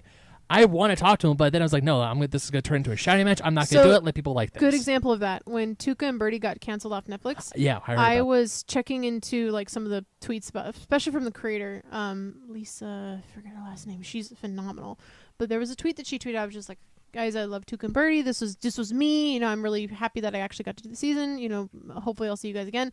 Someone, again, angry people just for the sake of being angry. He subtweeted every single tweet that was attached to that tweet, saying how stupid the people were from being mad about it ending. How it was like feminist propaganda. How it was all Lisa this. Hannah Walt. Thank you. But you know, people for the sake of being mad, just to be mad. It's the same reason, and I wanted to bring this up earlier. The same reason people were mad about Star Wars being a female lead. Feminist propaganda or all this. It's like, oh my God, are you just you were born yesterday? It was the Captain Marvel argument. I Yeah. think it's because it's a girl. Like It's you guys are because it's a girl. scared that there's a It's lady on the It's screen. the Captain Marvel deleted Same scene. with Wonder Woman. Yeah, like it's the Captain Marvel deleted scene You're where she mad. like punches the dude. You're mad because a woman stood up for herself. You're mad because If we. Iron Man had done the same thing, It nobody would have been funny. batted It an would have eye. been funny. Yeah. Like, I'm sorry, and to be honest, that scene was great because that's shit we do with as a female every single fucking day. So Yeah. like the idea that I they am were mad proud. about that. I am proud to own Captain Marvel. I think the movie's awesome. Yeah. Speaking. you know, of, it's not awesome, Lion King. Yeah. I bought Yeah. Avengers Endgame, and that was able to give me enough Disney movie points to finally buy the original Iron Man Blu-ray. Nice. So now I have Yay. all the Marvel movies on Blu-ray. Congrats. Johnny Yeah. Favs, what did you do? Now You know they just re-released Iron Man on 4K. on 4K. Yeah, but it's like full set 35 for it. bucks. And we don't have 4K TVs. I'm not spending 35 bucks on I'm something. just saying. Yeah. It cost me. It was free for this. Free versus 35. I agree.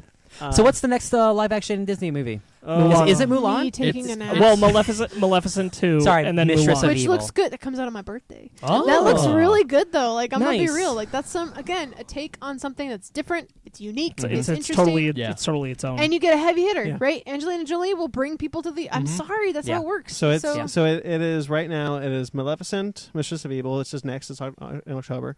Then Lady and the Tramp will be in November. It's launching on Disney Plus. Damn, that's coming out in November. Yeah. I'm not judging till I know if they're actually animated talking or if they're homeward bounding it.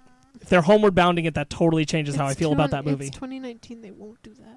They could. They won't. Though. It's Disney Plus. Why would they spend that much money to do like That's Dr. Doolittle level animation? because they can. Well, they thought dogs had to be CG because they got in a lot of trouble with Homeward Bound because that was abuse of animals. No, but I'm not talking about that. I'm talking about like the fact that people are talking, but the Yeah. animals' mouths are not moving. And they you did get it with that. that's They them. did it with that movie with you saw with the dog. The Art of the Race in the The Art of- Rain. Those types That of one. films. The Art of Racing in So the it Rain. could be that kind of Yeah. film, which would be great. It'd Yeah. be really fun. Do they need to do it? No, they don't. But I'm more okay with it. Yeah. At that Luckily, point. Lady and Tramp's on Disney Plus, so it's like Lady and the Tramp or Mandalorian, easy choice. And I And could then- also just ignore it. And then Mulan and Cruella are next year. Right. Cruella? Cruella's happening with forgot Emma about- Stone. That's forgot about actually happening, Cruella. yeah. Wait, she's playing Cruella? Yeah. They still haven't given Cruella an official What? release date, correct? According to this, the Why? release date is December 23rd. Okay. Yeah. Yeah, You that's happening guys, for sure. Got to meet that release date. Obviously, a lot more is about to be said in a week, so about what Yeah. they're doing. Oh, absolutely. Oh, boy. But I think that was really loud. Sorry. I tell think 'em. like why? Where really is there to go with the live actions after this? Yes, there's Little Mermaid coming, but listen, my You favorite. really- like you really what want if the Hercules? what if the Hercules is big- my thing. No, but what if like the Oh, big that classics? makes so much sense for Hercules you. is awesome. Hercules is beloved. We'll see, but what of the big classics do you have to hit now? Yeah, They've they're kind done. of blown it. Yeah, It's they're done. done. Hercules didn't do well though. That's Yeah. what I'm saying. Like So I it don't mind. won't. I don't mind live action reinterpretations of things like Hercules or Pete's Dragon. Yes, I liked Pete's Dragon, especially because like it's yes, it's the same movie, but like just modernizing that changes that movie. Yeah. Treasure Planet. Yeah. I would watch a reimagination of Treasure Planet because I think there's High so budget. much you can do with it. So much High money. budget. You want to do Gotta high be budget Treasure Planet? $250 million, yeah. I'm into that. I would. There's a meme that's been going around. It's like, hey Disney, don't stop doing the classics or the With Renaissance. Steve. With Do- Steve. As the main kid. With Oh, Steve as Joe the main Keery? kid. Yeah. Oh. Okay. Yeah. Okay. No, I'm really into that. Yeah. Steve from Stranger Things. Yeah. Yeah. Yo, man, both Treasure Planet and Atlantis are I dope. love Steve. Yeah. And both those movies. And both of them are underappreciated. Yeah. Like, you want to take the underappreciated Disney animated films and reimagine them and re-envision them. I'm more for that. That's at this the meme. point. That's what I'll I'm talking admit, about. People are saying. I'm actually really into Little Mermaid just because I have a fascination with how they're going to do movies. Like, I had the same fascination going into Aquaman? movies that take place so much underwater. You know what? None of these movies are good. There's no Godzilla in them. You're right. There should be Godzilla in these movies. Little Mermaid. Listen, should have there's a Godzilla. trailer that puts Godzilla in Endgame. Would that help? Yeah. Holy I've seen shit, it. that thing was awesome. It was Yeah. pretty Yeah. sweet, right? Yeah. Godzilla fight Thanos. You know what that was the great. best? The best one though was Thomas the Train Engine. Oh yeah. Coming down, breaking the atmosphere. Oh, I shouldn't say that. They had Atlantis in the Godzilla movie. Well, they've been there. So there's It's buzz not that Atlantis. It's Seatopia. It's Shut up, it's Seatopia. Atlantis. there's buzz that Lilo and Stitch is going to get a live action. No, Can we see, not? again? That's the again. one where I'm There's like, buzz of please. that. But there's small buzz about Hercules, but they're more focused on the Broadway musical that's coming. And frankly, I'm very curious how that musical is going to go, because if they cast Hercules black for that Broadway musical, Ooh. Yeah. we might get Black Hercules in the live action film. I know we don't want these live action Hercules. things I thought you were fanning yourself. because I'm so hot. No, I love Hercules. I Just like- immediately sorry I said that. Of all the live action movies that we're getting them all no matter what, right? Yeah. For me, Hercules makes the most sense because that movie's about marketing and it's about turning something into a hero. And what is more apparent than marketing and superheroes in our generation? Yeah. I think they can actually do something really cool with that movie. I think so too. They probably won't. I think that just like the Broadway musical, I think if you're going to make that far more focused on like theming with the gospel stuff tied to it, and tell this like vast and imaginative story combined with that music, then cool. And if the live action movie was going to be made of that, I'm not as against that as I am about What about some of the other things they've already done.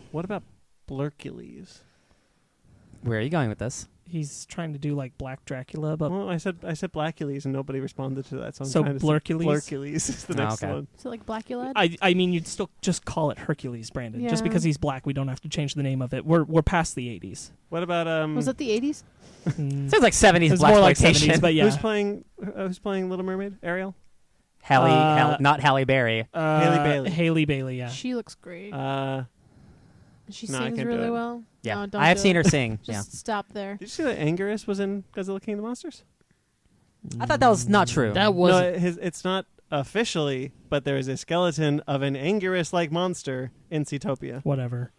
All right, Whatever. big cool tail. Whatever. Too long, didn't read. Lion King sucks. It's such a bummer. It is. I No, never wanted to live in But this you know world. what? But you know that's why what? that's It why I doesn't- started steering towards like talking about everything Disney related, because I didn't want to talk about Lion King It anymore. doesn't- Makes me upset. It doesn't ever, and I'll say this to the people who did like Lion King, which is fine.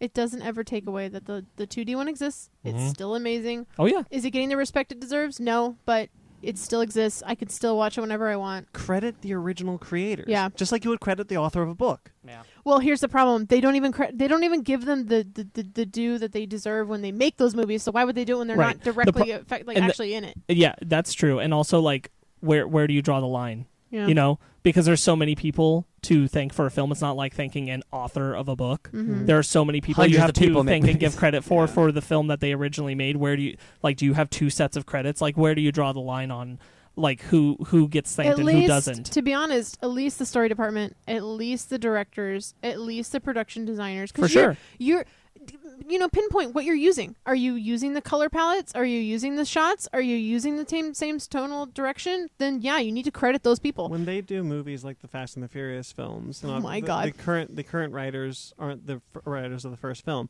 but they always say based on characters by that original writer. Sure. Do those people get royalties for the sequel movies? If that is the case, then that's how you do it. I imagine Fast and Furious does. So I think part of the thing is that part of the problem is most other remakes when they get made, they're crediting like that original scriptwriter, but like everything else is kind of being re-envisioned from top down. But with things like The Lion King, it's basically the same thing, Yeah. even down to the script. And when Oh my nobody's God. getting the credit and you're hitting so many of those same lines, it's out of control. Yeah. Because then you're not. Who wrote the script? Who copied and pasted the Right. That's script? basically Exactly. stealing. Like why? Who is Who's who getting actually the wrote multi-million who actually dollar wrote the script for stealing. Lion King? Can you look that up? A lion. The Yeah, original or I the got new it. one? The I'm on original. Oh, I don't know. William Shakespeare? God, you're funny. I know. I try. Ha ha ha I get ha. And again, if you really got want it. to talk about Spear. Disney, no, I shouldn't be talking about Disney. That's why we're That's here. why I we're want to here. get hired by Disney eventually. Hey, man. Same. I breathe Marvel Comics, which is now Disney. So they did Kimba. They took Screenplay? it from Kimba. Yes. So really, Yes. Screenplay is by Irene Mecci, Jonathan Roberts, and Linda Wolverton. Hmm. That's the screenplay for the original Lion King. Can you look at what else Irene's done? Yes, I can. Thank you. This is what happens. Hunchback of when- Notre Dame, Hercules, and Ah. Fantasia 2000. My Brave. girl. And Brave. Alrighty. Hercules. Oh no! Was it Brave? Yes, Yeah. Brave as well. Probably the Zero original to script for hero. Brave. Yeah, she Probably also worked Bear and the on Bow. Prince Yeah. of Egypt, I believe, Hey. somewhere in there. Prince of Egypt. Hey guys, you know The Road to El Dorado? That's Yeah. a good movie. That's a dope movie. Also, It's a great Elton movie. John. Live action remake of The Road to El Dorado. I would only be See, okay with but it if here's those the guys. thing. I would only be okay with that if those guys were young enough to still do it, and they're not. Here's the thing, They're though. not. Kevin Every Kline time- is too old. He made a movie about how he's too old. Go Every ahead. time these things come up, I still feel like I feel like a cat being pet backwards. Like I don't like it. Yeah. I don't like it. Why Yeah. are you making these animated films into new Can I tell you movies? what I I'd don't rather like have? It. Animated sequel to The Road to El Dorado. There you go. Just do that Take right the money now. and put it into that. Yep. Netflix original DreamWorks. Yeah, do Do it. it. Yes, I please, please. watched So that. Get Stupid. more people to subscribe to Netflix. A lot of people would subscribe to watch Road to El Dorado too. I watched okay. it. I freaking love Road to El Dorado. I mean, All shit. right. That's what happens when a bard and a rogue go on their own adventure. You're right. I think I've talked us to death. No, I could shit on Lion King a little Yeah, more. I could still go. So why don't we move on? Hey, Lion King sucks. There we go. Hey, you know what doesn't though? The Lion King. Can we be clear? I think we Lion we King solved- 2019 sucks. Every time people are saying Lion King sucks, it makes That's me the sad. point. It They're makes me gonna look cry. for trigger words. They're like, I Lion think- King sucks. Can't watch it. I think we've solved the remake We problem. did it, guys. We solved it. I don't know about that. Yeah, I think so. You know, they're only made for money. Yep. And And contracts. The They reason why mostly- they do that is just because they don't want to lose licensing. there's also I really that, wish yeah. we'd done this a week later so that we could talk about what they're inevitably going to announce at D23. Mhm. That's okay. We'll just have to do a next episode. Hey, Jen, you want to come back? Yeah, I'll come back. Sweet. All right. No, I actually decided I hate you guys. Oh no. Damn, just a She doesn't second. want to talk about Wow. Disney. She doesn't want to get on their shit list. To be honest, I'm kind of scared. Hey, no, If we any- need not- more listeners. we don't are worry. not. If anybody at Disney listens to this, we take back everything we said, and we love jobs. Everything, yeah. everything is entirely my own opinion. Yeah, there you Yeah. go. That's it. That's what they put on Twitters. All right, let's move on to our book club. Heck yeah. I didn't read it. Hey, welcome to the Fake Nerd Comic Shop. Yeah, hi. Do you have any books? Could you be a little bit more specific? Anything readable? Time now for our book club. Jen had to step out for a moment because she hadn't read the book. Mm. But Ben, yes, take it away. I will. So my book club this week is Venom Volume 1 Rex by Donny Cates, Ryan Stegman, J.P. Mayer, and Frank Martin. Those are the 4 names that are on the cover of the book. I don't know. I know Donny Cates wrote it and Ryan Stegman Writer, wrote it. artist, inker, colorist. There we go. Yeah. So the reason why I chose this book is because I bought it at WonderCon because you 3 guys would not shut up about how good it was. And I'm thinking, yeah, I'll give it a shot, or at least how good Donny Cates' run of Venom is. So I'm like, all right, I'll give it a shot. And I have to say, I really dig it. Yes. I dig it a lot. Yeah. So yeah, you are the last person to have read this, which is fine because we're here now, thank God. But thanks to Sparks, we read God Country, and then God Country launched us into wow, Donny Cates is a really good writer. Let's pick up everything he did, and then he did he did Doctor Strange, he did Venom. This is Venom. We read Venom one. Thanos. One of Thanos. the thi- Yeah. One of the things I was Cosmic actually Ghost Rider. I was actually really happy that you picked this book for a couple of reasons. Obviously, because Donny Cates is great, and you finally got a chance to read this book. But you can read just this volume. Yeah. Oh, yeah. Like it does set up a lot of what the run is going to be, but we Uh-huh. haven't gotten into a lot of like the grander stuff yet. This is just 6 issues, Yeah. and it completes a story. Mhm. Right. And I actually really like that as a book club, that this could be, because there's so many, like, if we did Birthright or Black Hammer, like those are setups for things, and Yeah. and oftentimes the complete story is the larger story. Where not everything is like a saga where you could just pick up 6 issues and that's a Mhm. complete story. And I think that's what this does really well. And this is actually the first Venom book I ever owned. Mine too. Yeah, because, I mean, Venom, he was always that. I feel like growing up, especially when he was first introduced, Venom was always not reserved, obviously, but a lot of the quote-unquote edgelords always went to Venom. Yes. Whereas, like, someone would go to Spider-Man, the kid who was always, like, the edgy, more quote-unquote hardcore kid would always go to Venom instead of going to Spider-Man. So A lot of people were introduced to Venom from the '90s cartoon. yeah, I mean, I was really good that's- Venom. That's how I knew about Venom. I Yeah. knew Venom because of the cartoon, and then all that other jazz. And yeah, this is a really good book because, like Brandon says, it does tell a complete story. It ends in a way that makes me Venom sets up Venom. Yeah, it sets up Venom. Oh yeah. And also, it sets up the whole thing with Noel, the god of symbiotes. Like, I love how the end of the first issue, you see this giant wyvern dragon thing flying around. It retcons and builds off of Bendis. what Bendis did when Bendis is the only one who's ever tackled the origin of the symbiotes, and he created the story about how they were actually good and They're a noble race. they're a noble race Uh-huh. of like healers, and Venom was just insane because of a reason that may or may not have been Deadpool's Secret War, God. where the Venom symbiote was on Deadpool, but that didn't really go over very well with a lot of people. A lot of people didn't really like that. Bendis' Guardians run is a little hit and miss anyway.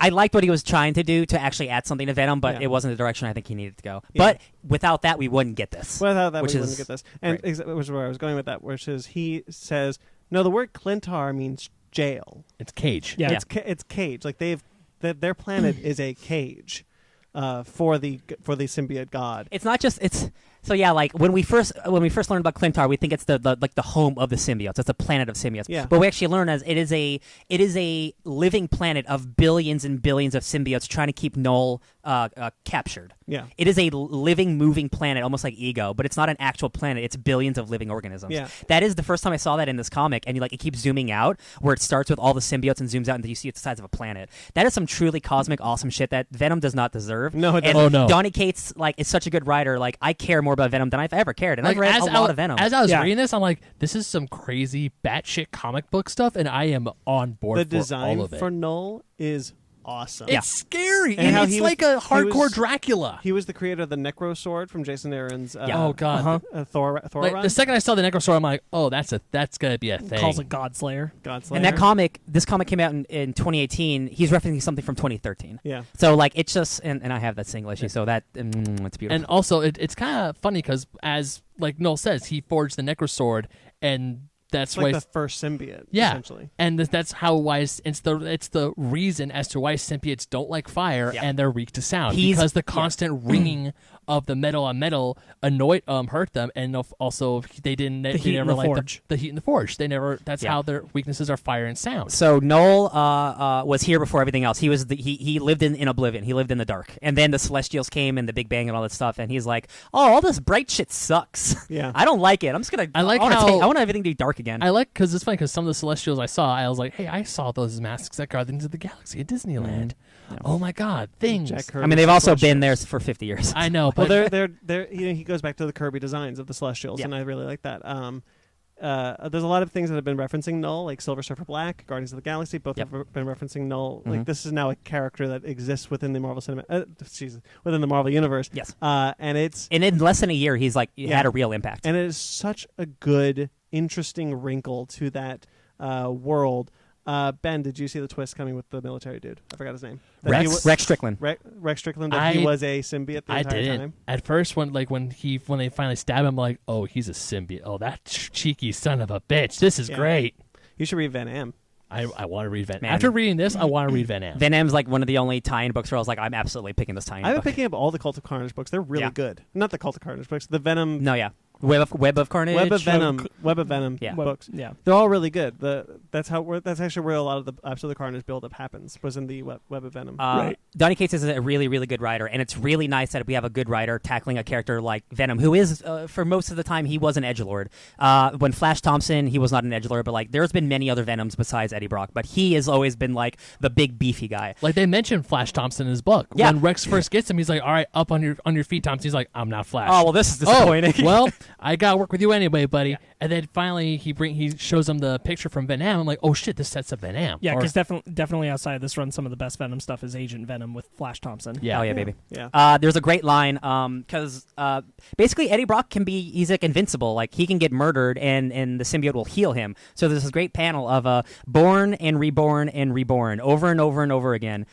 maybe that's the real story of Edward Allan Brock, the man with 1,000 second chances, the comeback king. Yeah. And that is an awesome story because, like, I really feel like you feel who Eddie Brock is. He is a broken person who is so reliant on the symbiote, and now it's not even reacting to him anymore. Like, the thing that he is his best friend, it's going crazy because of what's happening with Noel and the symbiote. So, like, his only friend is, like, against him. So he's like, man, we got to figure this out. And then all this crazy stuff happens. I really like the relationship between the symbiote and Eddie. Yeah. And this, like, the kind of, like the symbiote's kind of like, Eddie, can we, like, do a thing? And then when he's like transformed as Venom, he's like much more like kind of malicious. But like when he's just a voice inside Eddie's head, it's a different type of Venom. Yeah. So like the core of this idea is that like all of these symbiotes are like they're disconnected to Noel, to like the god of the symbiotes. So when Venom gets connected to Noel again, he gains all the powers that he should have had from the beginning. Yeah. So he becomes stronger. He gets wings. He's like an actual like it's an upgraded Venom. And he's like, yeah, my mind is so much more clear, Eddie, and we can do so many things. And I'm like, well, that's really scary. Yeah. That's really cool. I also love when Miles Morales shows up Yes, dude. as Spider-Man, Yeah. and then he's like yelling at Venom. He's like, "You hurt my mother." He's like, "Look, I didn't do shit, but I probably did. If I did, Yeah. I'm sorry." That's Ultimate Spider-Man. It's Ultimate. Yeah, that's so Ultimate in Venom. his Ultimate Home universe, the Venom of that universe killed his mom. Yeah. So obviously he's like, "Hey, And the we Carnage have in that universe killed Gwen Stacy. Correct. Yeah. really."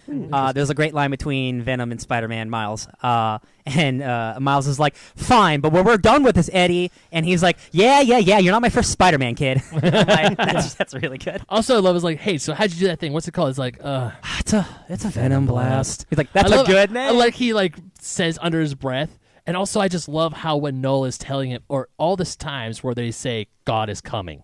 Yeah. The The crazy language, yeah. Yeah, where they're like, "God is coming." Like even also like the going back to the Beowulf myth, when That's they so call good. the dragon the Grendel. Yeah. I was like, that is actually really cool. It brought Venom into a mythic space that I don't think anybody quite realized was The- going to happen. Yeah. This is the first time that Venom's ever worked as a character that is a separate entity from Spider-Man. Yeah.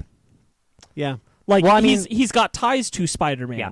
but it's not what this story is about. The story is not origin- about how like anything that is stuff that came from Spider-Man. His origin is no longer Tied to only Spider-Man. tied to Spider-Man. Yeah, yeah. It is tied to this larger mythic thing. Yeah.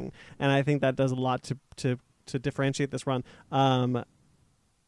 Man, just the art's so good. You're flipping through the art. Ryan Ryan Stegman, like is on his point. art is definitely a little more cartoony than like realistic art, but man, it really Like, works for this- like the fluids. This and stuff. I know we can't see it, but there's this great page after Venom absorbs Rex, the symbiote that was pretending to be Rex. It's just when Piccolo and Nail fuse, yes. yeah. Yes. It's like it's just this one single page, and it's great. It's not a splash page, or it's not a double splash page, but it's just Venom. Like you could tell that he's got more crazy. Like the twirls on his eyes get a little more twirly, which I don't know what that says, but I saw it when I first saw this. I'm like, that's effing Venom. This is effing great. When Rex is about to be absorbed into Venom with Eddie, Rex is like, "Noel built us to hunt the light, but the light, it's so." And then Venom finishes and it's beautiful, and he's like, "Yes," because like he realized, just like Venom, that like, humanity is worth like protecting. I don't want to be with Noel. I want to be Yeah. with you, Eddie. Like that is some really powerful stuff that like you don't really get in a And it's so Venom tragic book. with how it ends. Yeah. With him disconnected from the Venom symbiote. Yeah, because he had to basically shove the Grendel and Noel's host into a furnace, and symbiotes don't like furnaces. So Eddie basically kills himself trying to save the world, and in doing so, at least at the end of this issue, we realize, oh, the symbiotes may be dead or gone, and Yeah, Eddie's like, left alone, burned to death. Venom's last words were, "I love you." I didn't say this I before. love you, I love you, yeah. Eddie. I was like, whoa, what? Yeah, that's some good shit. Yeah, and, Yeah. and the Venom. The idea is that now that Noel is disconnected from Venom, specifically this symbiote, Null has also taken with it its personality. Mm-hmm. So it's basically brain dead. Yeah. I think that's just so heartbreaking. Yeah. And now, I mean, it's just not to skip He ahead. he burned the humanity Yeah. out of Venom. Not to like skip ahead, but the stuff that comes next is truly heartbreaking. Yeah. Ooh. Like, And it all like I didn't realize because like we're 16 issues in now and we're at Absolute Carnage, this huge event, but stuff in here is like it leads up into what's happening now. Yeah. Especially the next issue introduces characters and stuff that is directly into Absolute Carnage. Right. And it's like, man, this is a really nice, like, again, this is only 6 issues, but an entire year and a half run that leads directly into the event, and it's all seamless and tight. And I'm like, man, this is some good shit. See, that's why like it doesn't matter. That's why I love like you can follow characters or you can follow writers, but if you do both, sometimes it works out both. You can follow Donny Cates; he will turn any character into a good character, no matter what it is. Because the last Venom comic I read was Flash Thompson a decade ago when Rick Remender was writing it. Yeah. So this is like it's truly exceptional stuff, and again, it's with Eddie Brock, the original one. Not everyone's favorite Venom, but like this is turning it into. He is now. He my is favorite turning Venom. it into. Yeah, he is people's favorite now. Yeah. This book is you can tell that that Donny Cates has a love for this character, and it comes through in every page. Like he is almost kind of. You saw it with a little bit with Thanos, but he's like kind of free to just pour the love he has for this character into this book, and you get that with every page. And it's nice that Marvel just allows like because it's not everyone you get this, but like you just have free run on the character, man. It's a character that doesn't always work, so just like do what you want. It's Tom King on Vision. Yeah. Oh yeah. Very much so. Yeah. It's a character that doesn't always work. Hey, what's the worst that happens? We cancel the book again? Yeah.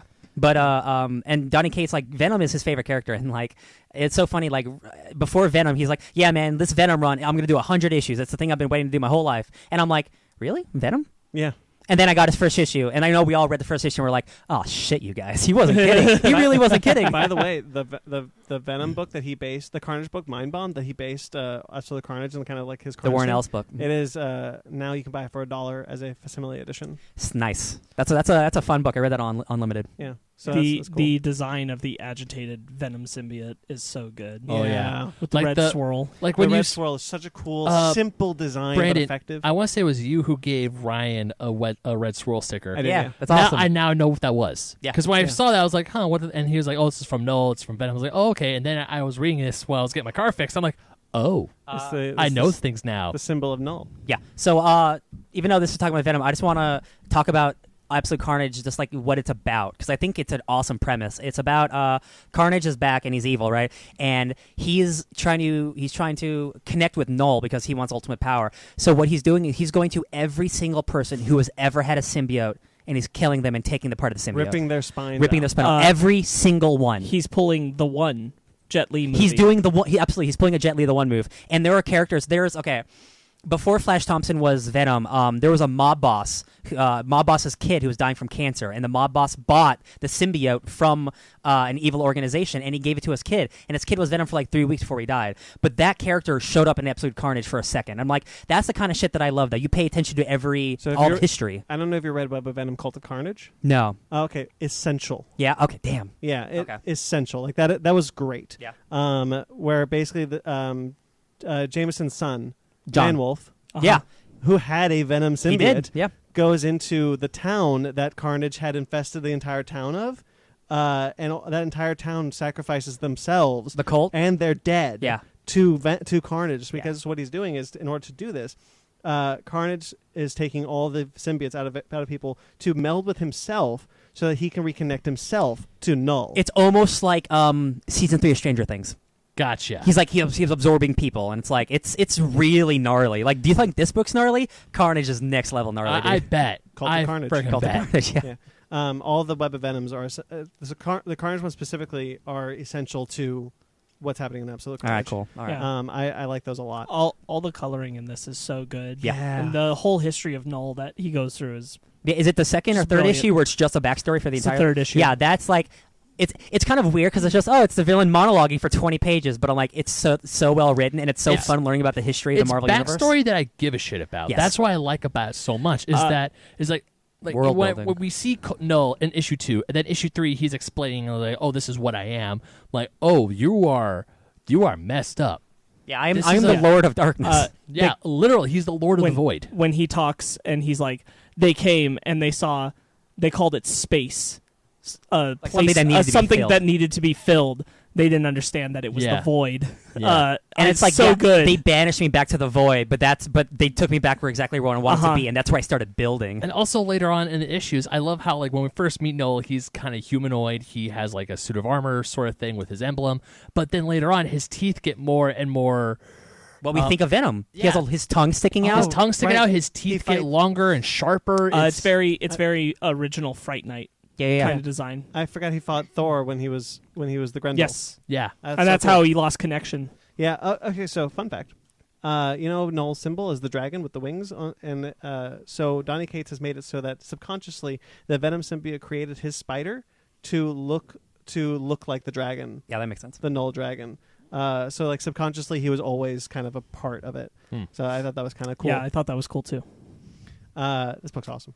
Yes. Yeah, the We flashback with Rex talking about Vietnam and like Wolverine. Like Wolverine shows up in the book, like Nick Fury's in that book. Like this always adding wrinkles to the Marvel universe, and like that's the coolest idea because they're talking about like the Captain America Super Soldier Serum. And like, oh, that wasn't the last time we tried this. We did it with symbiotes. It made Captain America, and then nothing else good after that. Yeah. That's some really cool shit. Yeah, some great shit. I'm looking forward to doing further dives into this later on. I wonder if we'll ever get to it. We'll find out, I guess. All right, shall we get Jen back in? Hell yeah! Sure. Well, hold on. Should I say, or do I do my book club next week? Or Oh yeah, what's your book club next week? So I did this by accident, but I've been thinking about the X-Men a lot, and we did Wolverine and the X-Men, and then all this House of X, Powers of X stuff happening. I was like, what's a book that would really fit into that would work that I want to read again? And it's a Rick Remender book, believe it or not. It's Rick Remender's Uncanny X-Force. It's my most favorite X-Men book ever written. It's Rick Remender, Jerome Pena, Phil Noto, and Raphael Albuquerque and Assad Ribic. We're going to do 7 issues because 2 volumes or 4 issues each, and one of those volumes has a 0.1 issue that you do not need to read. So it's 7 issues. It's the first 2 volumes. I was reading it last night again. It's phenomenal. Is this the Uncanny X-Force that was tied to the Wolverine and the X-Men we were reading? Okay. Yes. This is where you meet Evan. Yes. Got it. Sweet. Yeah. I was rereading it last night, and like it reminded me a lot of Venom, actually. Do you want to know what I was doing before I fell asleep last night because I couldn't sleep? What? I was reading Wolverine and the X-Men. Yeah! I'm so happy. Yeah, I'm just X-Men forever, baby. That's all. All right, let's get Jen back in. Come on, girl. All right, then that'll do it. Welcome back, Jen. Oh, I'm back again. Yeah, you disappeared for the I did. For the book club. I'm sorry. You snapped out of existence. I really just was like, And then- I decided I hated you guys. Yeah. I was Oh, like, no. I gotta get out of here. Man, you hate us, love us, hate us, And love then I us. came come back. I was like, I didn't say my name at the end. Yeah. That's a big deal. Gotta get those do plugs that. in. Yeah. So just so you guys know, next week we don't know what we're talking about yet, but we will figure out something before the episode starts. I'm sure. We always do. 2 episodes are up on YouTube now. Our Fox discussion with Mike Mottola. Is that on YouTube? Yeah, that's out. Fake Nerds Watch had their Stranger Things season 3 review, Which I was Heck on. come yeah. out. Yep, which you were on. Yeah. That's up. By the time this is out, episode 2 weeks back episode should be up as a video, and our Hobbs and Shaw review should be up. Oh yeah. Yeah, I've been a little behind. That's okay. Sometime this week, Basement Arcade will come back. Yeah.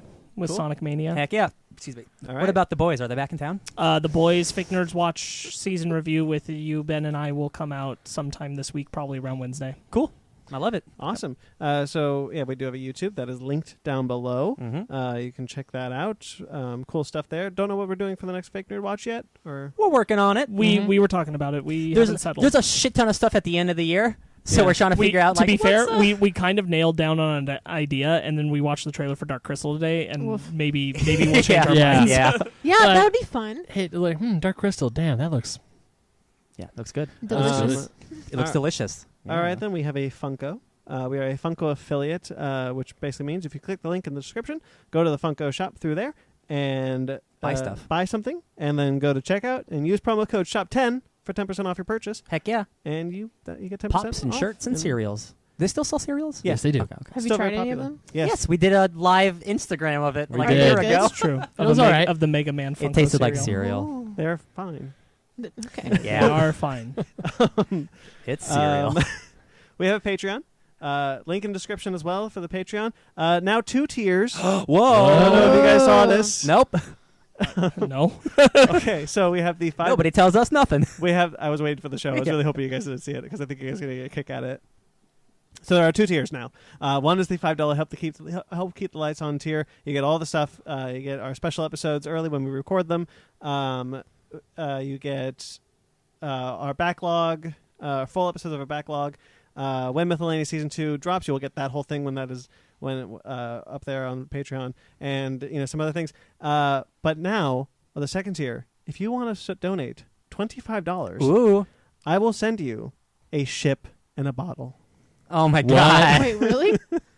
Yes. Ship in a bottle? It is the ship and a bottle tier. If you donate $25 to our Patreon, What? I will send you a ship and a bottle. You know what? Wow. It's That's probably cheaper to buy your own ship in a bottle. but I think you should support us instead.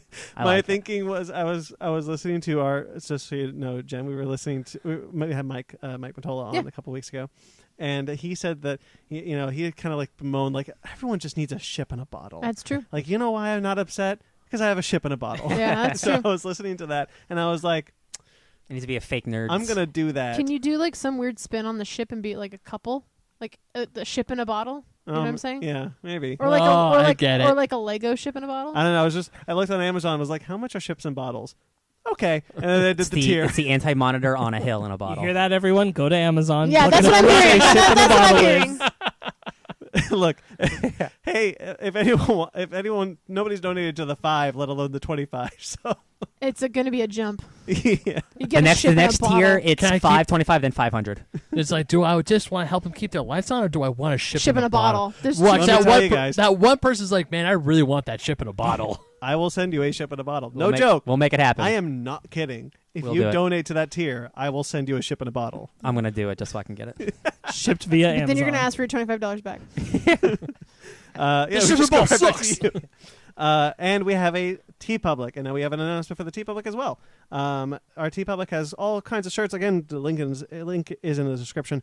We have our Fake Nerd Podcast t-shirts. We have our Miscellaneous t-shirts. We have our Basement Arcade t-shirts. We have the Suburban Proctologist t-shirts. And now Jeez, how many shirts do we have? we have A new one. Don't Be a Dick t-shirt Heck yeah. designed by Jen. Yeah.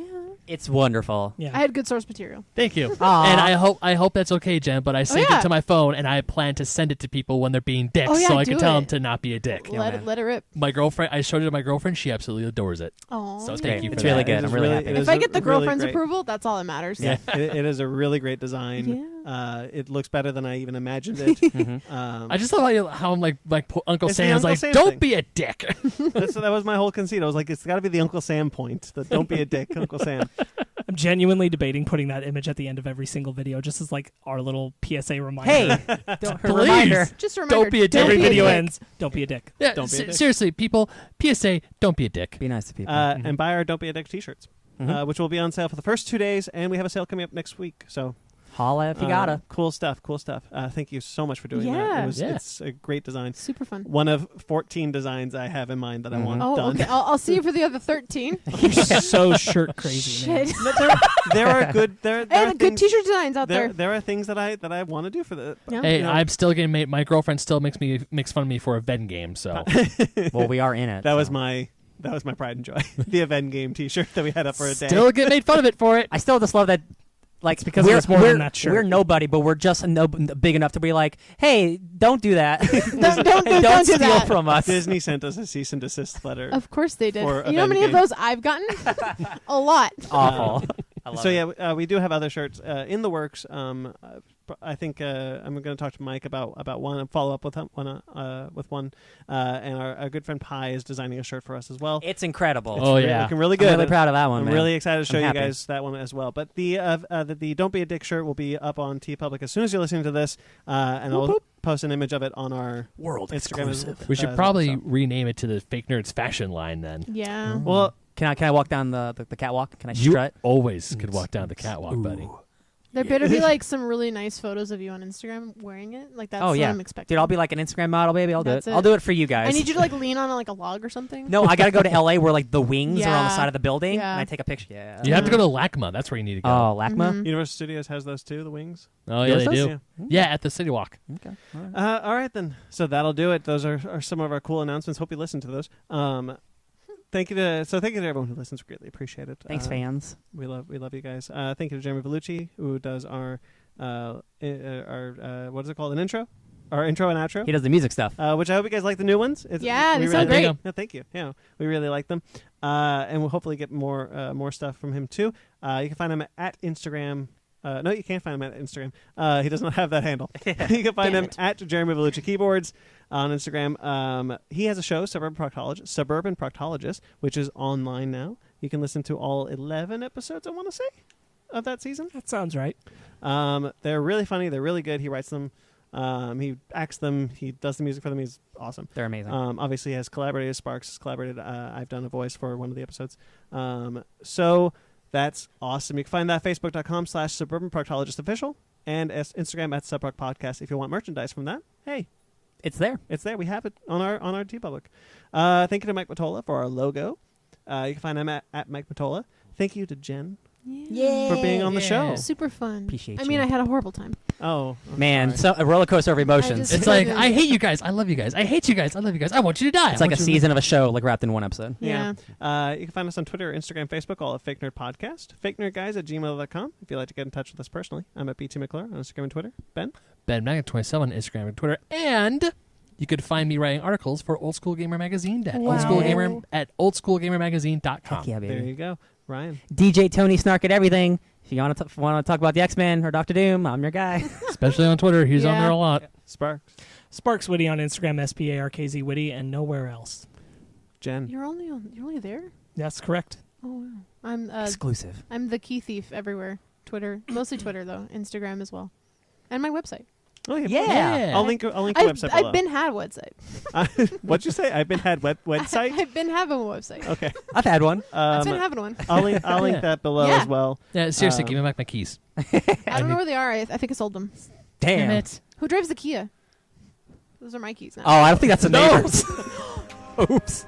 Subscribe to us on iTunes, Stitcher, Google Play, TuneIn, Spotify, iHeartRadio. Rate and review wherever you get us. We greatly appreciate it. Until next week, guys, stay fake nerds.